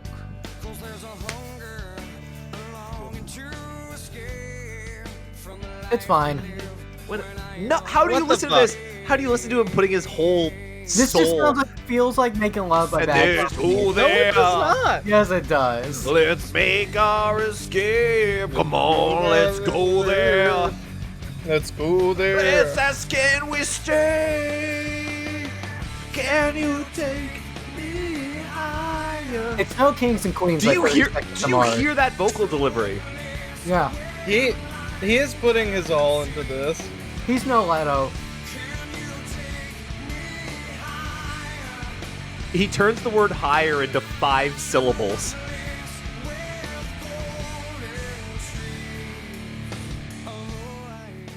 This song walked so Kings and Queens can run. Best song of the week, second best song of the series, behind only Friday I'm in Love by The Cure, which is the best song of all time. It's Higher by Creed. What can you say, folks? It's inspirational. What can you say? It's spiritual. It's sensational. It's so powerful. It's full of visions and dreams, and it has a limitless scope. It reaches to the heavens. It's a song about healing disabilities and also going to heaven and living there forever because you want to dream with God. It's beautiful. Scott Stapp is such a pure man, and we'll talk about that in a second. But $300 on Cameo, by the way. Mark McGrath was 1/3 his price. You spent $100. That was worth it. You just know it's going to be a dog shit cameo too. Scott Stapp is not putting his energy into this. I want to back up my good friend and my better half, AJ Moser. I find Creed to be a deeply affecting band. They are so rad. I don't know if y'all ever just blast Creed in your car at full volume. A wall of sound unrivaled. I've done it every day this week. Yeah, dude. This is not my favorite song of the episode, and it's definitely not my favorite Creed song. But man, when this one came on, My Sacrifice is better. The best Creed song is Arms Wide Open. I agree. AJ, say it again for the motherfuckers in the back. Oh my god. The best Creed song is With Arms Wide Open, baby. We all trashed Creed. It on the Butt Rock #1. Except for me. I chose it. That was one of my picks, and y'all got mad at me. It's besides Blurry, it's probably the best song about being a father of all time. It might be a better song about being a father than Blurry, actually.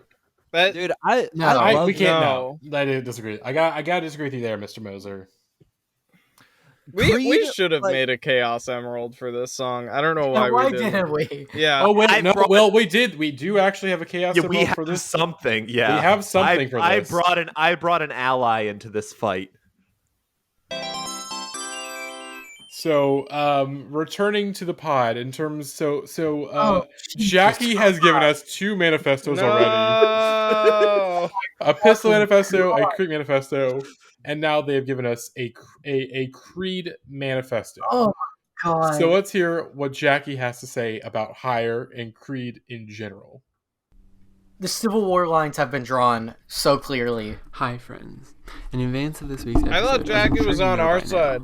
The non-AJ members of the podcast were convened to assemble the Chaos Emeralds, a collection of audio-visual weapons designed to throw AJ off his game as a counterbalance to the mischief we knew that he had planned. Can't get me. The only rule of these submissions is that we were not supposed to talk about 2 songs, which should have been a simple enough rule to follow, but unfortunately for Gavin, I could not resist the call of a higher power. The higher power. That's right, folks. You weren't getting out of the #1s without one more manifesto. Oh my First, god. we talked about Creep. Now we need to rotate the P 180 degrees. Let's go. So that it becomes a D, and then the Creep becomes Creed. You have a job Gavin, now. you can leave the room now if you want. It's about 5 minutes. Gavin, she's told you to leave the room if you want to. I don't have a bone to pick this time around. There's no beefs with Norrisy. There's no deranged obsessions with Isaac Brock Pistol. This is pure positivity. What I have to offer is a pure, uncomplicated, unironic appreciation for the Tallahassee Christian rock band Creed. I really thought she was about to say the never Taliban. chosen to listen to this band on purpose before the Butt Rock #1s, and had generally avoided Christian rock like the plague for most of my life. As the past years progressed, I have found myself drawn more and more to the siren call of Scott Stapp, for reasons that I can't fully explain besides Scott Stapp hot. But at first this was primarily a bit. I was mostly familiar with the song Higher from the incredible scene in The Beach Bum where Zac Efron's character blasts the song while yelling Christian fucking metal. I thought the song was funny and enjoyable in that somewhat ironic context, but I never expected to incorporate Creed into my regular listening habits the way that I have. Scott Stapp is hot, by about the this way. sudden change of heart, this musical left turn, is how perfectly the timeline of me getting really into Creed lines up with my transition timeline as a trans woman. Because basically right around the time of me coming out to my close friends and family was like when the Creed pill first began taking effect. And slowly, like now, like as I'm like now fully in my transition and on hormones and all this, like now I am like Creed pilled all of a sudden, and I have listened to all of Human Clay twice this past week. I went back for more. It was good. I liked it a lot. This podcast has created like 20 jokers. Have nothing to do with each other. Yes. Seem like they should be working against each other. Like I've heard people talk about Creed as one of the worst bands of this era, one of the most masculine, like, I mean, it is a punchline, but I think Harmony Korine appreciates Creed, and I appreciate Creed because I just like this band. Like, I listened to the greatest hits, and I could not help but love them. Outside of the original context of their music, and without their fan base to sour me on enjoying them, I fell in love with this beautifully dumb band. They are beautiful, and they're dumb, and they're beautifully dumb. They are poetically dumb. Now, as friend and fellow podcast I don't think Scott Stapp is dumb. Trans women do love to have the absolute worst taste as a bit. We love to do that, and I will admit that enjoying Creed started out as a bit, but the evolution from haha, isn't it so funny that I like this Creed song, to me belting out the entirety of What If in a pavilion's parking lot with complete sincerity cannot be explained by irony alone. At some point, my joking enjoyment of Creed became incredibly real. I took a leap of faith into the greater unknown of Creed fandom, and Scott Stapp was there to catch me and take me higher. Higher is so fucking good. I am not going to rant at length about why Higher is good, because I know AJ has me covered there, Team AJ. But also because this song speaks for itself so well. Removing you from Chaos Emerald chat. Like, get going and then rev up into gear in the first 20 seconds of the song makes me want to run through a brick wall every single time. And if you don't feel that way too, I'm sorry that you're dead inside and you hate sick guitars. This song is the sonic equivalent of the scene in The Other Guys where The Rock and Samuel L. Jackson jump to their deaths aim for the bushes before landing on the concrete nowhere near any bushes. It's beautiful. And even though we've decided that Puddle of Mud is the butt rock band and Blurry is the butt rock song, I think that Scott Stapp has the single most butt rock voice of any of the number one series. The way that this man overpronounces his vowels and sings from the back of his throat and like does runs every single line, it's just poetry. It's pure poetry. Every syllable he pronounces in a Creed song is a delightful roller coaster of over singing that I can't help but enjoy for whatever reason. It just works. And then the Dallas Cowboys, Go Cowboys halftime performance with the flying gymnasts. Yeah, Can bro. you take me higher? Scott Stapp in a Cowboys jersey? Yes. Iconic. The definitive piece of post 9/11 media that we have. Watch that 10-minute video. It's just like that is what the nation was after 9/11. It's like mournful and emotional, but so dumb and so misguided, and I love it. It's just because of this, it just has to be. It's not my number one of the 90s. It might not even make my top 3, but it is for sure in my top 4. And I think that you should vote for Higher over Steam this week. I think this is a better song than Steam. Higher ain't winning this week. It's just as funny as Steam, even with the music video. And that's it. That's all I have to say. This episode is already too long. You're telling me. That's it. Enjoy. Go in, AJ. Go off, King. Bye-bye. DJ Horse Jeans out. Thank you, Jackie. Thank you, Jackie. I don't think Scott Stapp is dumb. These songs are well written. They are thoughtful. Like Higher is a beautiful, thoughtful song. I have some backstory on Scott Stapp I'd like for us to cover right now. I am going to read. Gavin is going to bed. Gavin's going to bed. I'm going to read. This is something that Blake sent me in the preparation for this episode, and I'm going to read verbatim, word for word, the legal and personal troubles section of Scott Stapp's personal Wikipedia. This is fucking literature. It's not very long, but there's a lot going on here. Okay. Excuse me. This is a warm-up. In July 2002, Stapp was detained by Florida police and charged with reckless driving after he drove his SUV off the road before swerving back into the proper lane. He was released from custody after posting $500 bail. Not too bad. We've all done that. In 2003, Stapp contemplated suicide after drinking a bottle of Jack Daniel's whiskey. I should not be laughing right now. I'm trying not to laugh. He retrieved 2 MP5s from his collection and put the guns to his head, but did not pull the trigger.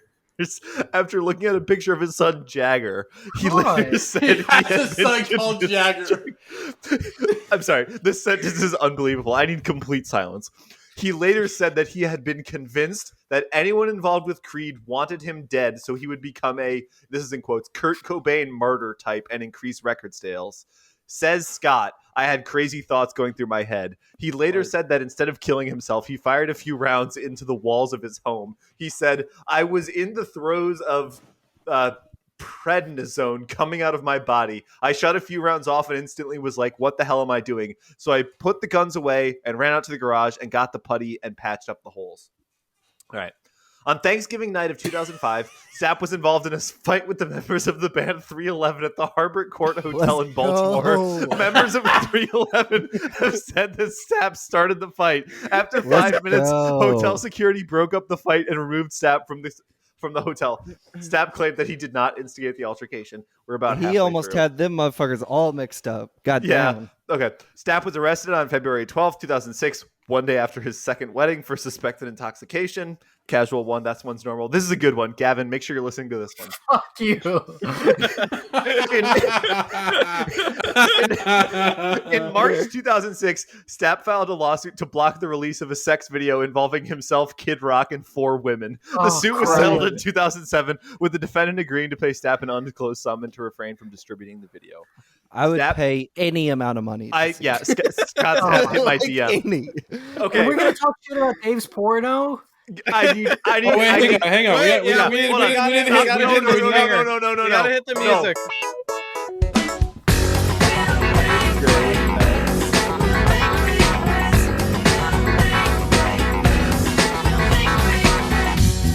Welcome to Porno for Patrons. AJ Moser, take it away. You like, if you haven't read this before, I think Blake's probably the only one who's heard this before. If you have not read this before, there's truly nothing that can prepare you for the sequence of words I'm about to read. Scott Stapp has said he attempted suicide in Miami in 2006. According to Stapp, he jumped over a balcony and fell 40 feet, fracturing his skull and breaking his hip and nose. He credited rapper T.I. with saving his life, stating, "I laid out there for 2.5 hours and my guardian angel showed up. He immediately took care of the situation and saved my life." There you go. That had nothing to do with pornography. Hit that theme. Hit that theme. We're out of here. Well, no way.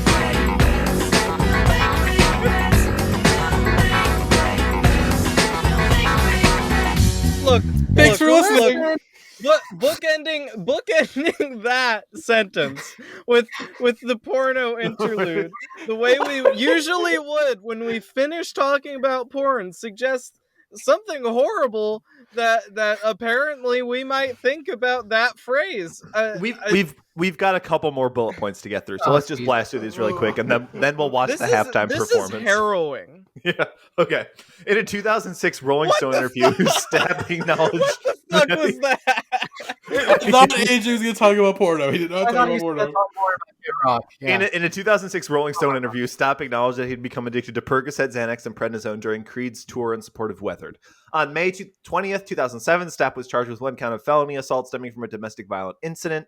Stapp was later freed on a supervised release. Stapp apologized to his wife and the public on May 23rd, 2007, and the charge was later dropped. And this is the last one, the most recent one.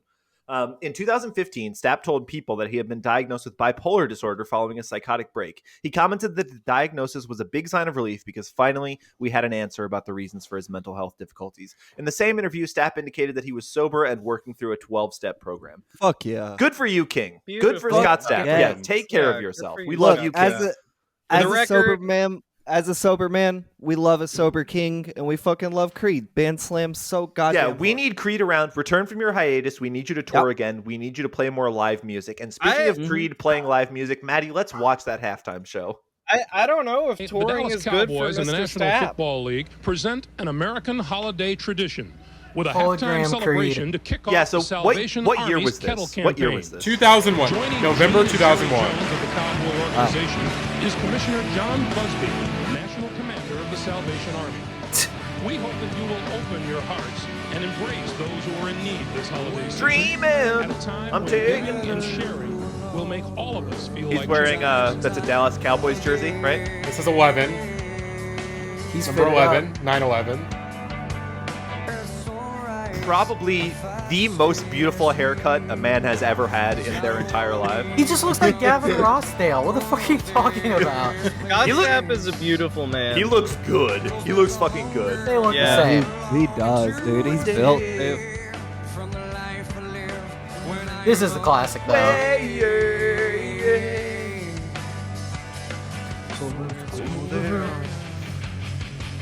What a riff. It's a personalized What jersey. a riff. The palm muted chords are unbelievable. Let's ask her we stay. There he is. There he's flying. There he goes. God, dude, that shit is so fucking sick. What an icon. Yeah. He's no The Mark guitar McGrath, but in he's this pretty band cool. are so sick.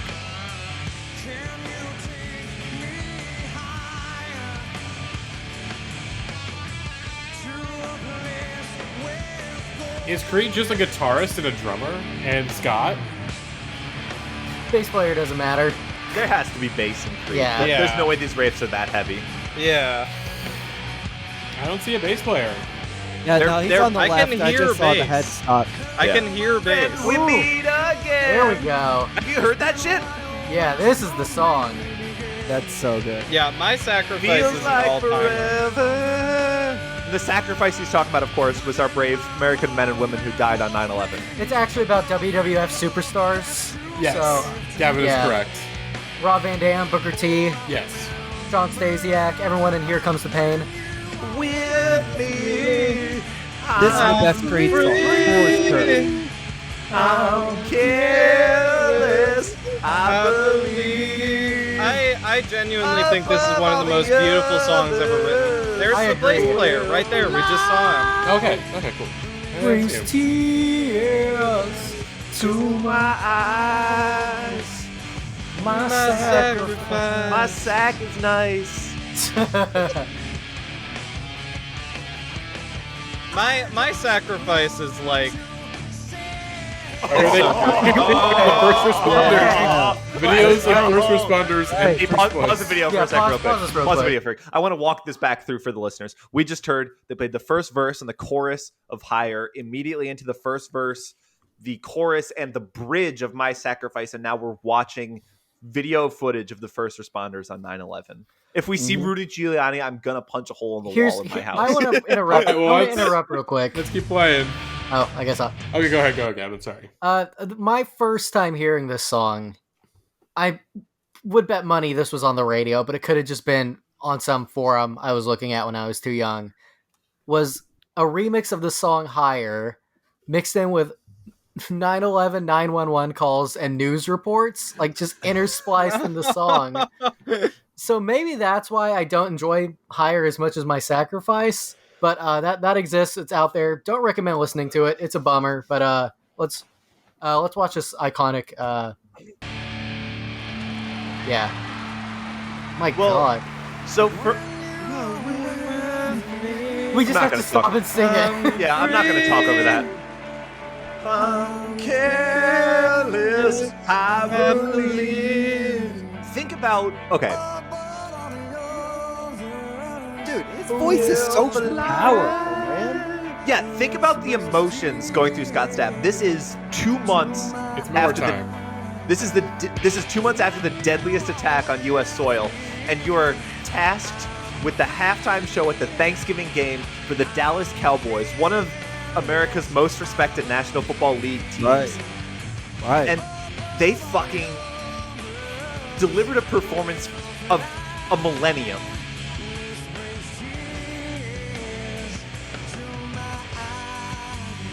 Oh, that My shot. Are you kidding sacrifice. me? Hell yeah. Oh my Beautiful. lord. Okay, we cannot watch this Yeah. whole video. So Beautiful.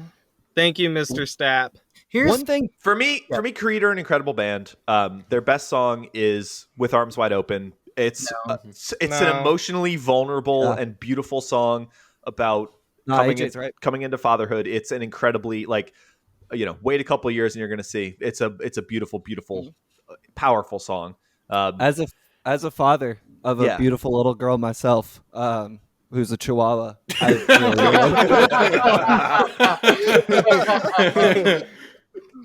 Oh god.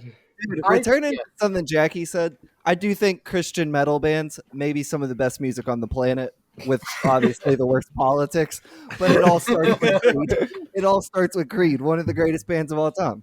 Oh Yeah, my god. Shout out to Flyleaf. Never has anyone wanted to fuck God more. Dude, Flyleaf's first really, album, really one of my unbelievable favorite shit. things. Yeah. I do want to say, yeah, Creed, like, growing up, all I heard was, Creed is the worst band to ever exist, and they suck, and, like, I'm like, Yeah. what the fuck were you talking about when you said that? Like, yeah, seriously. Yeah, no, there's no planet where this is one of the worst bands. These are emotionally potent, thoughtful songs. Now, every Creed song I haven't had every Creed song that I've heard that wasn't one of the like classic singles, awful. But Human Clay is a good album. Like, has an incredible cover. It's got bangers on it. I am like 99% certain I have a cassette of Human Clay in my apartment right now. Nice. Oh God. When you are with me. I think y'all have said it best. God, I actually don't want to talk about the next song. Look, yeah, we can keep talking about Creed for as long as we want, because you all know what's next. Oh God. I have no more thoughts on Creed. Maddie. Free. I'm careless. I believe. Maddie? I really do think like Higher laid the blueprint for My Sacrifice. Sure. Yeah. My Sacrifice is My Sacrifice came after basically Higher, the so. same song. It's basically the same song, but better. Hello, my friend, we meet again. Maddie, will you go ahead and hit that interlude music? I think we're ready. All right, folks, it is time for the car commercial interlude of the week. Let's hit that damn music real quick. Hey, I know this is where I would normally make some kind of like musical gag or tell you to vote for Steam, but today's different. Today's the last episode, and I don't know, felt a little sentimental. Just wanted to thank everyone on the show, anyone who's been on the show, anyone who's been listening, for coming on this journey with everyone. And I didn't expect to be a part of it, but well, here I am. So yeah, just thank you, everyone. Thank you, for listening Barry. and for being my friend.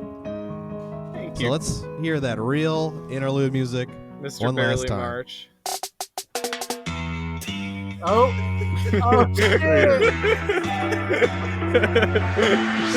What are these dogs doing? Sniffing at my feet. They're onto something, picking up this heat. How you feel can make it real, real as anything you've seen. How you feel like a Peter, not give me steam. What are these dogs doing? Sniffing at my feet. They're onto something, picking up this heat. How you feel can make it real, real as anything you've seen. Yeah, I feel like a Peter, not give me steam. She said, give me steam.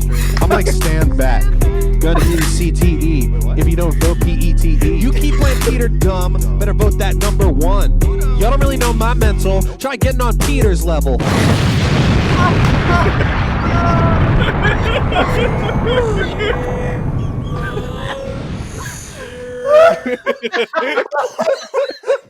I can't breathe. A great final effort from for Steam. Oh my God. I thought last week's couldn't be topped, but that was unbelievable. We are simply we are bringing our best for you, Mr. Moser. Oh, God. I independently tried. Imagine there's no Peter. Without knowing Barry March was going to do that, I independently tried to make a version of Steam lyrics over the Astronaut in the Ocean instrumental make sense, but I couldn't figure it out because I'm not a talented musician like Barry March. So thank you, sir, for carrying us across the finish line. Oh, well, we haven't figured it out from that interlude. Our car commercial interlude of the week is Mass Wolf's Astronaut in the Ocean, which, by the way, so the car commercial never went interlude, number one. Never went number one. So the conceit of the car commercial interlude has been songs in the 2020s that have gone number one, just because we're not going to do a 2020 series, probably. So, we wanted to have that as like a connective tissue to the last series we did. But AJ Moser, we knew that he was going to want to talk about this song, and you know what? We're giving him the floor. This song did not go number one on the alternative airplay charts. What? I don't think it even touched the alternative airplay charts at all. As far as I know, it only number 6. It peaked at number 6. Peaked at number 6 on the Hot 100. Yeah. Bullshit. Mass Wolf, Astronaut in the Ocean. Let's hear this damn song. It's like hacking into the feed. That intro is like hacking into our feed. We're gonna talk about this longer than any actual song that charted. Jeez. What you know about rolling down in the deep? When your brain goes numb, you can call that mental freeze. When these people talk too much, put that shit in slow motion. I feel like an astronaut in the ocean. What you know about rolling down in the deep? Oh my god. I listened to the playlist on a road trip, and when this came on, Taylor looked at me and said, "What the fuck is It's that?" so look the placement right after Higher by Creed. Yeah, that's true. I believe in G-O-D. Don't believe in T-H-O-T. T-H. When I was listening to the playlist, I was like, there's one song on here I don't recognize. And then the second the vocals came in, I turned the song off and did not listen to it. I was not going to let AJ do that to me while I was enjoying my Friday afternoon. Purge. Let's just get this straight for a second. I'm a work, even if I don't get paid for progression. I'm a work. Everything that I do is electric. I'ma keep it like emotion. I put a karaoke track in the stream so you could do this, and you're doing it unprovoked. La la la la la. Blake is leaving. Let me pray. I've been going right around. AJ's ally this episode has left him. Kendrick Lamar. Even this is too much for Blake. I am AJ's ally now. This song is so incredible. Not waste my time. What you know about rolling down in the deep? When your brain goes numb, you can call that mental freeze. When these people talk too much, put that shit in slow motion. Gavin is I feel like having a hard time. Rolling down in the deep. Yeah, this song is like one of the worst, but also like one of the most galaxy brained. It's a galaxy brain song. Well, speaking of things that are galaxy brain, oh Jesus Christ. I have a little something that I want to share with you. All right. Can we get it pulled up on Matty's screen at least so we can read along? Nope, I don't want anyone to know what they're about to experience. Over the course of the past 9 months, I have been completely obsessed with the phenomenon of Masked Wolf's Astronaut in the Ocean, this week's car commercial interlude. And despite the fact that it never actually hit number 1 on the Billboard charts, it has. Whoa. Yeah, hang on. I have it pulled up just in case, AJ. I have it pulled up just in case. Oh, this is the most fucked up thing about what I've prepared. Don't even get to this. I don't even get to the Genius video in this one. What the fuck? Yeah, this song has become a smash hit thanks to TikTok mashups and ironic internet meme culture. But the more that I encountered it, the more I became fascinated by it.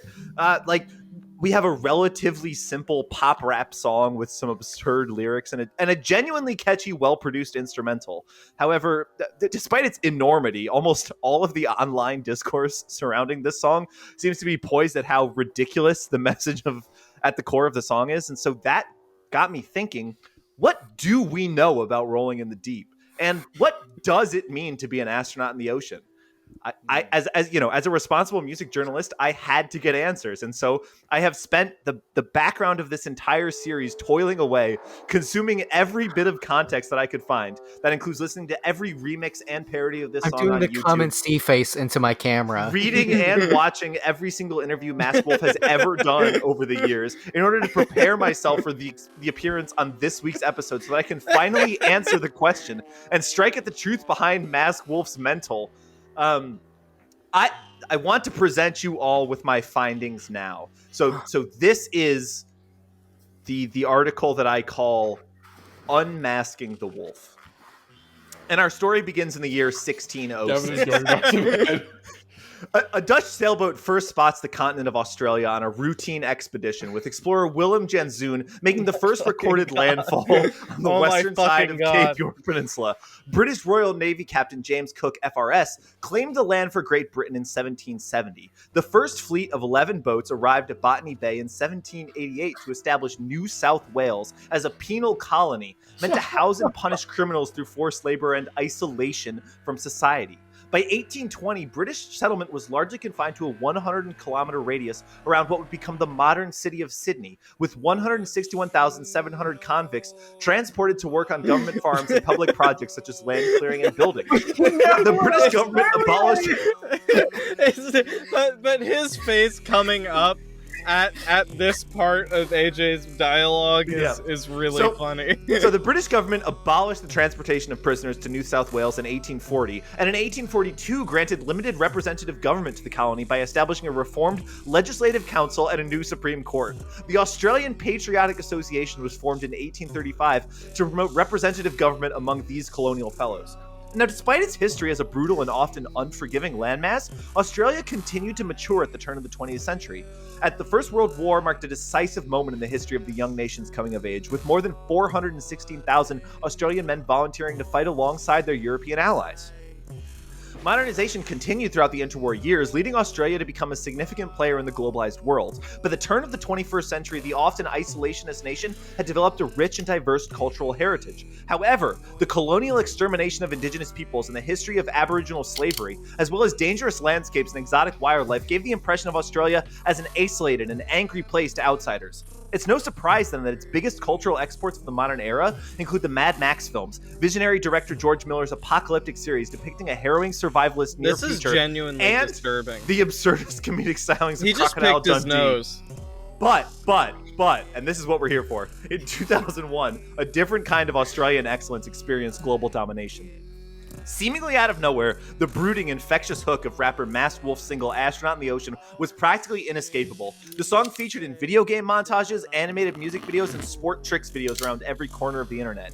You could hear it blasting in the frozen food aisle of your local Target, emanating from the booming speakers of a car driving by in your quiet afternoon hours, or hissing from the television in the other room as you raced away for a quick commercial bathroom break. The song itself is as enigmatic as the man behind it. Known only as Masked Wolf, the artist often appears shrouded in darkness, and his entire persona seems to be built around an intimidating anonymity. Harry Michael, the 29-year-old rapper behind the smash hit single, had this to say about his moniker in an interview with GQ Australia following the song's breakthrough success. Matty, I'm going to need you to pause the music because this is important. This is a quote from Masked Wolf himself here. I felt that outside of the music, I was just a normal guy. You wouldn't even think that I'm a rapper if you looked at me, but when I got into the studio, it's all work and no play. The beast comes out, hence why I call myself the Masked Wolf. Not much is publicly known about the early life of Harry Michael. He's lived in New South Wales since he was born in 1992. Wolf has been very reticent to discuss his upbringing, just that he started writing music when he was about 13 years old.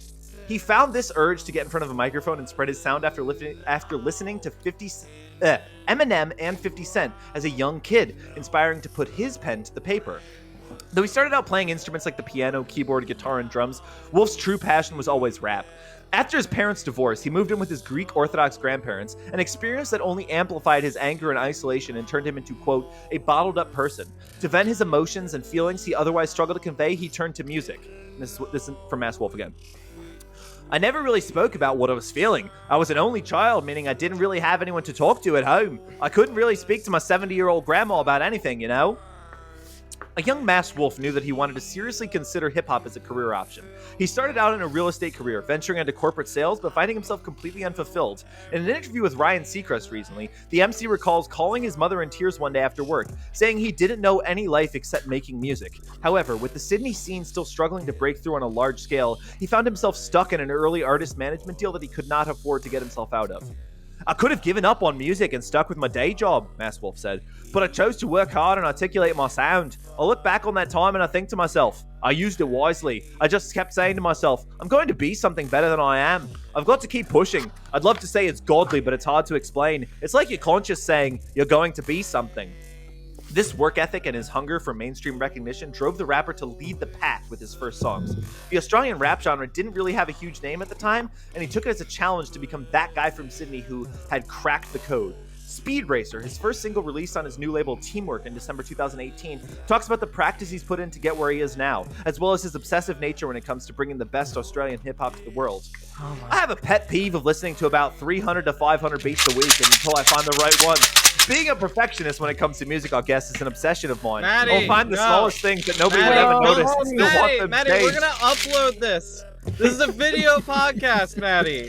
So at this Don't point in his make career, those jokes. Don't at make this those point in his jokes. career, They're bad. Matt Seriously. Wolf had spent plenty of time in the studio and had an extensive backlog of fully recorded and produced songs ready to be released. Did you copy and paste a fucking interview with this guy? He quickly capitalized on this with a pair of back-to-back singles in early 2019, Vibin' and Numb. And this is what Mass Wolf had to say about those songs. Oh my Honestly, Vibin' to me is a song where I could just let loose and not care about a storyline and really express myself through a fast and intense rap. It's one of those songs that just bangs, and I wanted to just literally write down the first thing that came to my mind and not care about what it was. 99% of the time, I'll be writing lyrics to a beat throughout the day, and I'll usually think of dope one-liners that I could use in a song, and I keep them laying around until I can incorporate them. I'll always focus on the chorus first, as I feel like it's the most important part of any song, and after that, it gives me the base to what I should really rap about in the song. So here we go, this is important. Shortly after this, a little song called Astronaut in the Ocean was innocuously uploaded to the official Masked Wolf YouTube channel. Where previous songs had focused on either his technical ability as a rapper or his anthemic pop hooks, Astronaut blended these two skills and became his most immediate success. However, it was a slow build in the momentum before this song became the viral hit that we know today. Astronaut in the Ocean sat there for about a year and a half, not doing any massive numbers.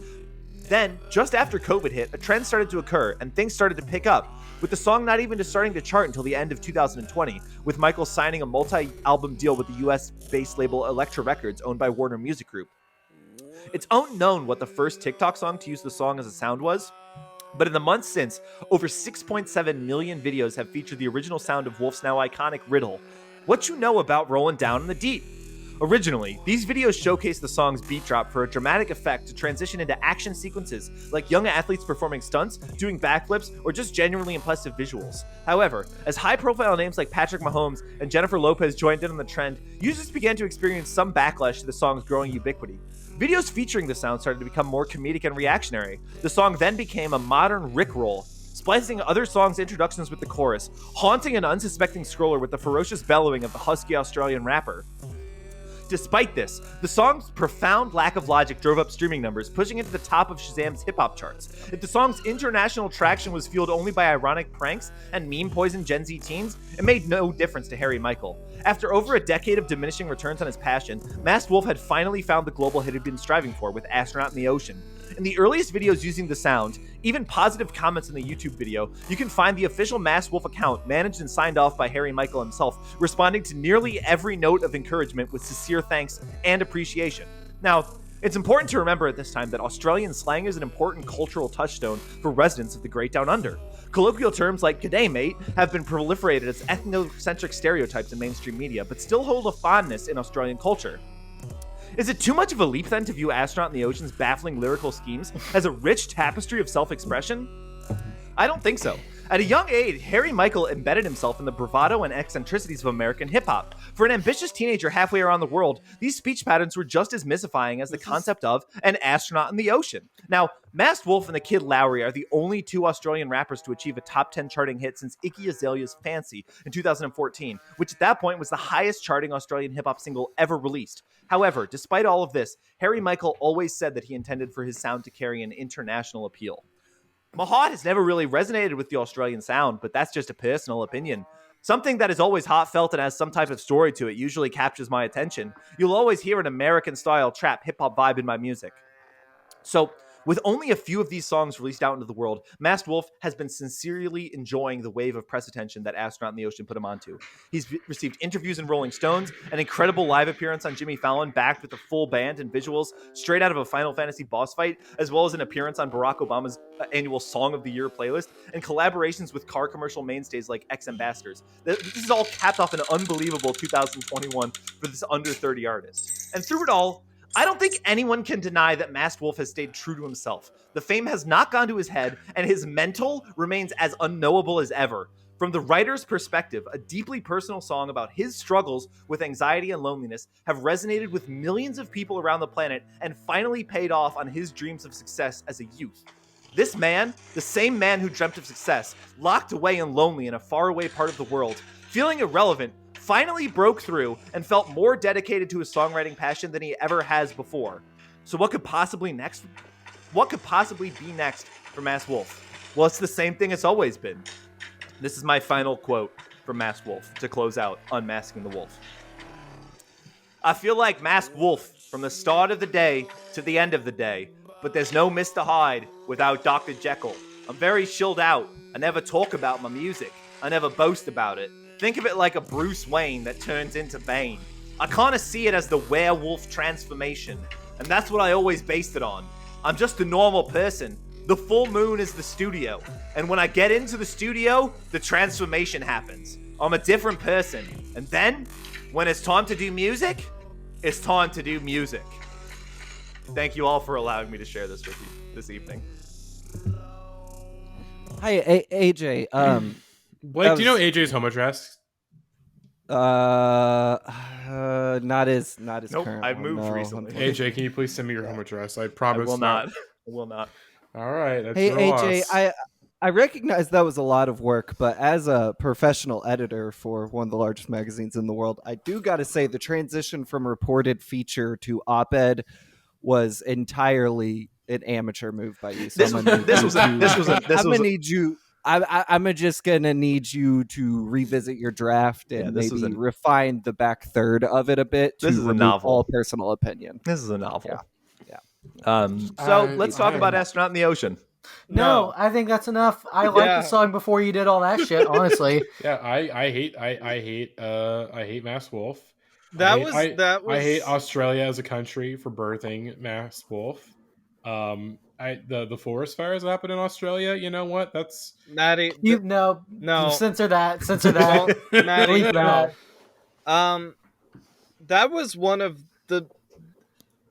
That was disturbing. That was the most deranged thing we've ever heard on this podcast. I felt like I was in the Black Lodge. My soul was sucked out of my body. We played that song at 0.25 speed. Less than half speed. Yeah. That was 4 astronauts in the oceans. AJ talked through like 4 and like not just probably like 5. Like 4, probably 5. Yeah, that was maybe 5.5 astronauts in the oceans that you talked through. That was like 12 minutes. Do you guys want to watch the Genius video and talk about that? Oh, Astronaut in the ocean at 0.25 speed is genuinely frightening. That was legitimately scary to me. and the video just felt so haunting. I said I didn't want to watch it until you clicked over to it. Now I want to watch it. It's so important. I do kind of want to. We can't not talk about it. Okay. I was very scared, maybe is the right word, to release a song about something so real. And yeah, you see it in other times. They talk about mental depression stuff, but I truly feel it's like a craft. It's like fucking Rocky Horror. Relay these type of meanings and lyrics with a banger. Now that I see millions of streams and people hitting me up all the time. By the way, when I edit this, we believe in what you're talking about. We're probably opening with this on part 2. Oh God! Do they just want to hear about? So, like the first already confirmed 2-parter. This is not. I look, listeners. We've put you through a lot. I would not make you listen to this 4 hours in a row. When I first wrote Astronaut, I'm giving you guys a couple days break before you dive into this part. And I was just driving around, going from. There's so much important stuff happening here. I hit up Jay, my manager, and I'm like, "Yo, I got this dope title. It's either going to be an album or a song. But I know this song is going to be fire." I was just like, "What you know about?" And then I just knew. Can you pause it for a second? But we got to recap what he talked about so far. So far he has said that. So far, he said that it's a craft to be able to relate themes of mental depression with a banger. And he's also said that mental depression. He's also said that the inception for this song was him driving around in his car and coming up with the phrase "What you know about." It was going to be an album. Yeah, song. What you know about? Okay, and here's the thing too. At first, I thought this song was like really dumb and mystifying, and then I thought that this video was incredible because he was just completely attributing all of this meaning to a song that had nothing to do with it. But after doing all of this research, I respect Masked Wolf so much. Like he truly is reading, is reading a book.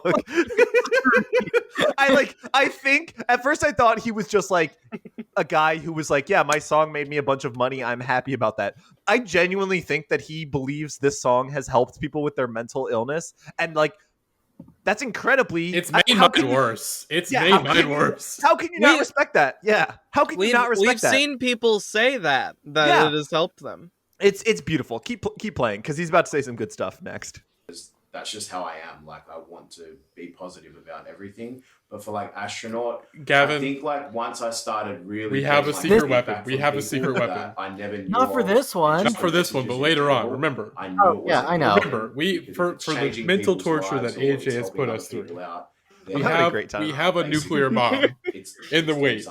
That I was like, should we unleash this nuclear bomb?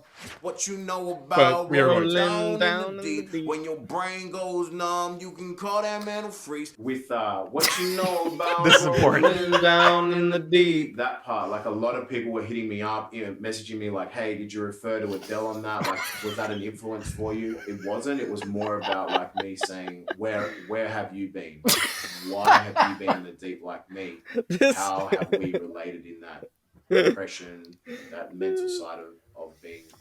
Blake is reading. Can you pause it for a sec? Pause it for a sec, real quick, because this is important.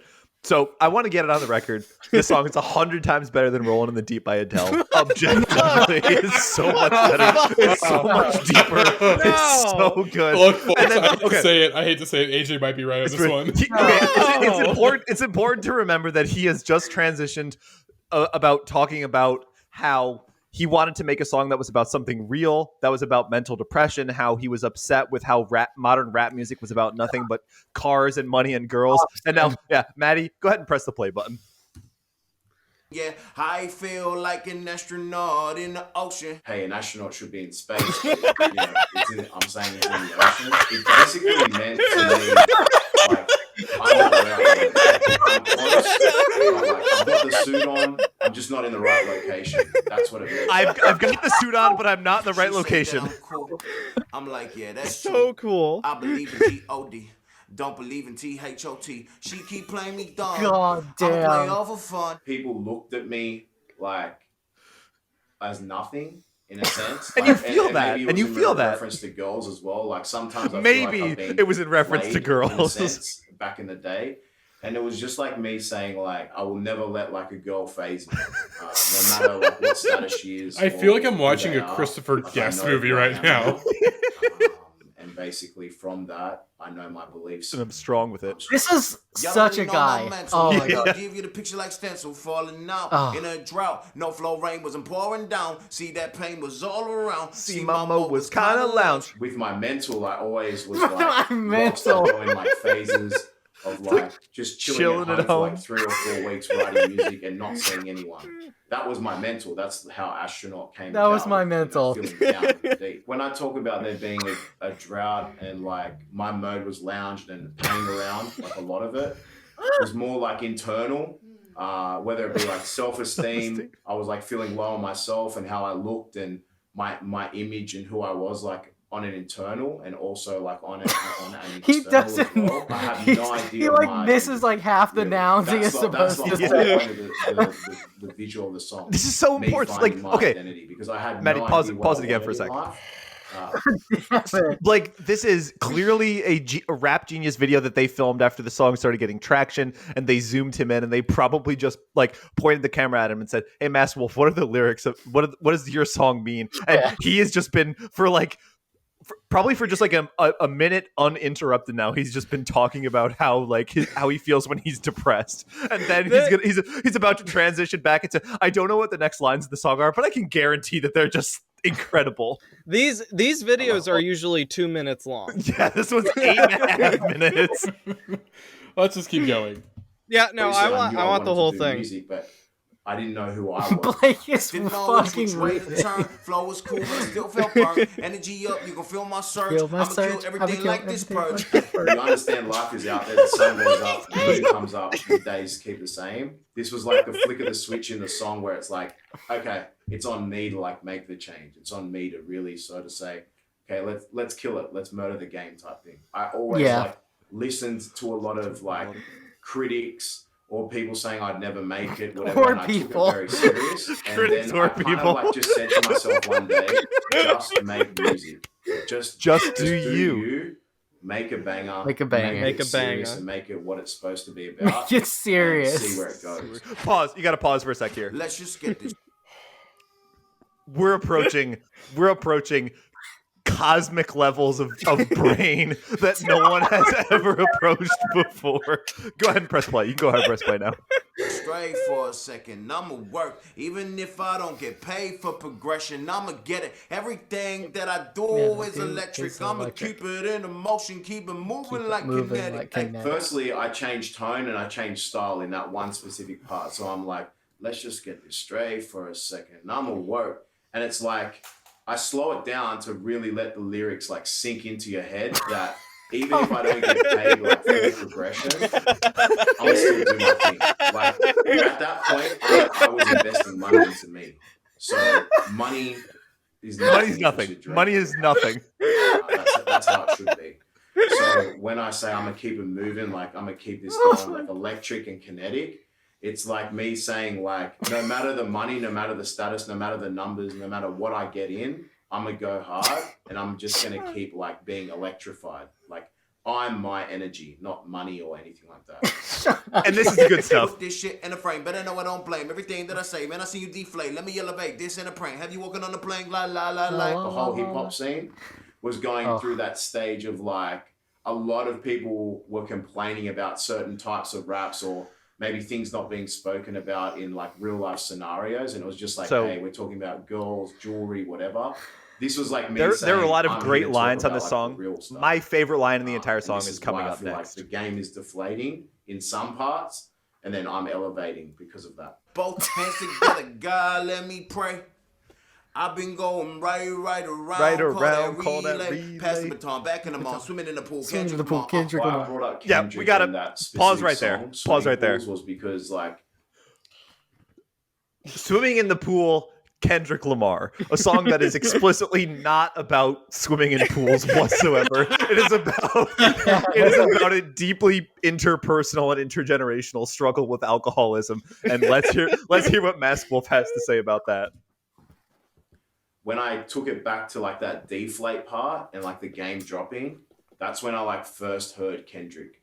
Like at sort of like that point, I'm like, finally, like there's this new guy and he can like actually like spit like proper stuff. It was very influential to me at one point. That feels racist. That feels racist. Like why I linked it up with swimming pools was like swimming pools had that sort of topic about drinking. He talks like about his uncle drinking, but also like about girls and drinks. And I thought that was a good way to like reconnect that back into sort of like a spiritual aspect, but also like about girls and stuff as well. Also like about girls. So I thought like it was a perfect way to match up the two. Well, a piece of this, a piece of mine, my piece of sign. Can you please read between the lines? Can I just focus on the flow? God. That's basically what's good in this video. I think we're ready to move on. I see the magic, AJ. Yeah. This might be the funniest video ever made. Yeah.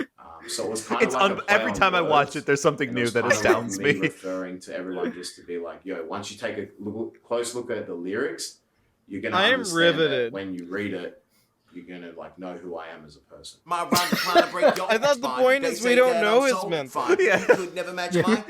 Please do not waste my time. I wanted to like sort of say that you will never like catch me. That's You'll a never threat. be on like, my level, and that's how like I think. That's my mind frame. So That's like, his mental. When I say you will never like match my grind, it's just because I feel like I'm working like 2 times faster, 2 times harder, and I'm hungry for it. Oh my god. That was genius videos, indeed. like, on Genius TikTok as indeed. well. For some reason, like all these welders were just attracted to Astronaut in the ocean. And it's like a sledgehammer just smashing down Peter on Gabriel. Like a light bulb, and it's like sparks that's go everywhere. It's crazy.